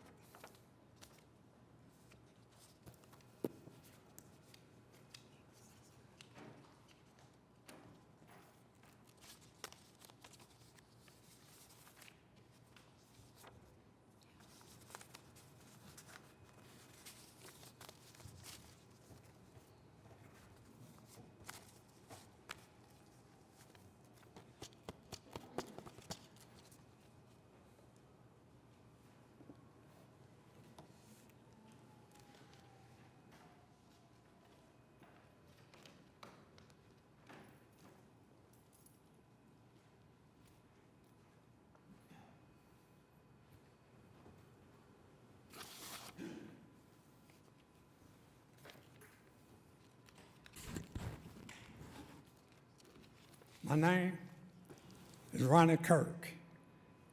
My address is 2328 North Missouri.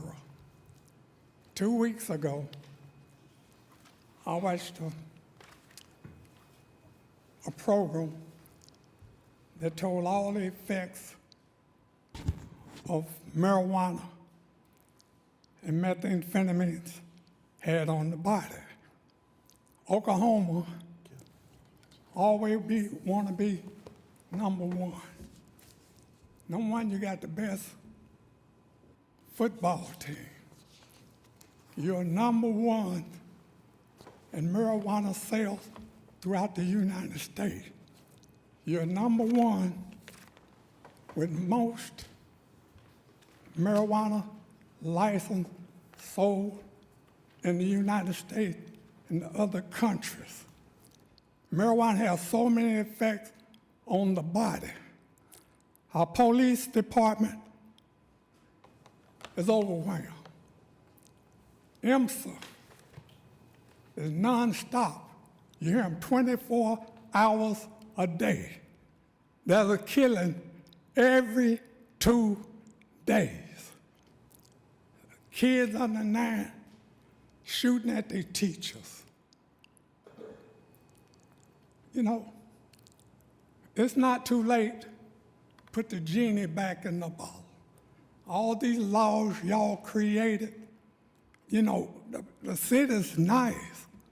You don't need no more changes. You just need to make changes with our senators where we can enjoy this city we live in. When the atom bomb was first developed, They taught you to duck and cover. Now your kids today have to duck and cover. You have to have a run and hide with your family before you leave out of the house, which way to run, how to duck, follow the crowd. You know, we shouldn't have to go through that the rest of our life. We need to enjoy this city we live in. It's not too late to put that genie back in the bottle. If y'all get on that, these senators and make them rescind them laws to make all this money. You made the money. Now we need to enjoy this city. Thank you. Thank you, Ronnie. All right, that brings us to item 14 on the agenda. We are adjourned.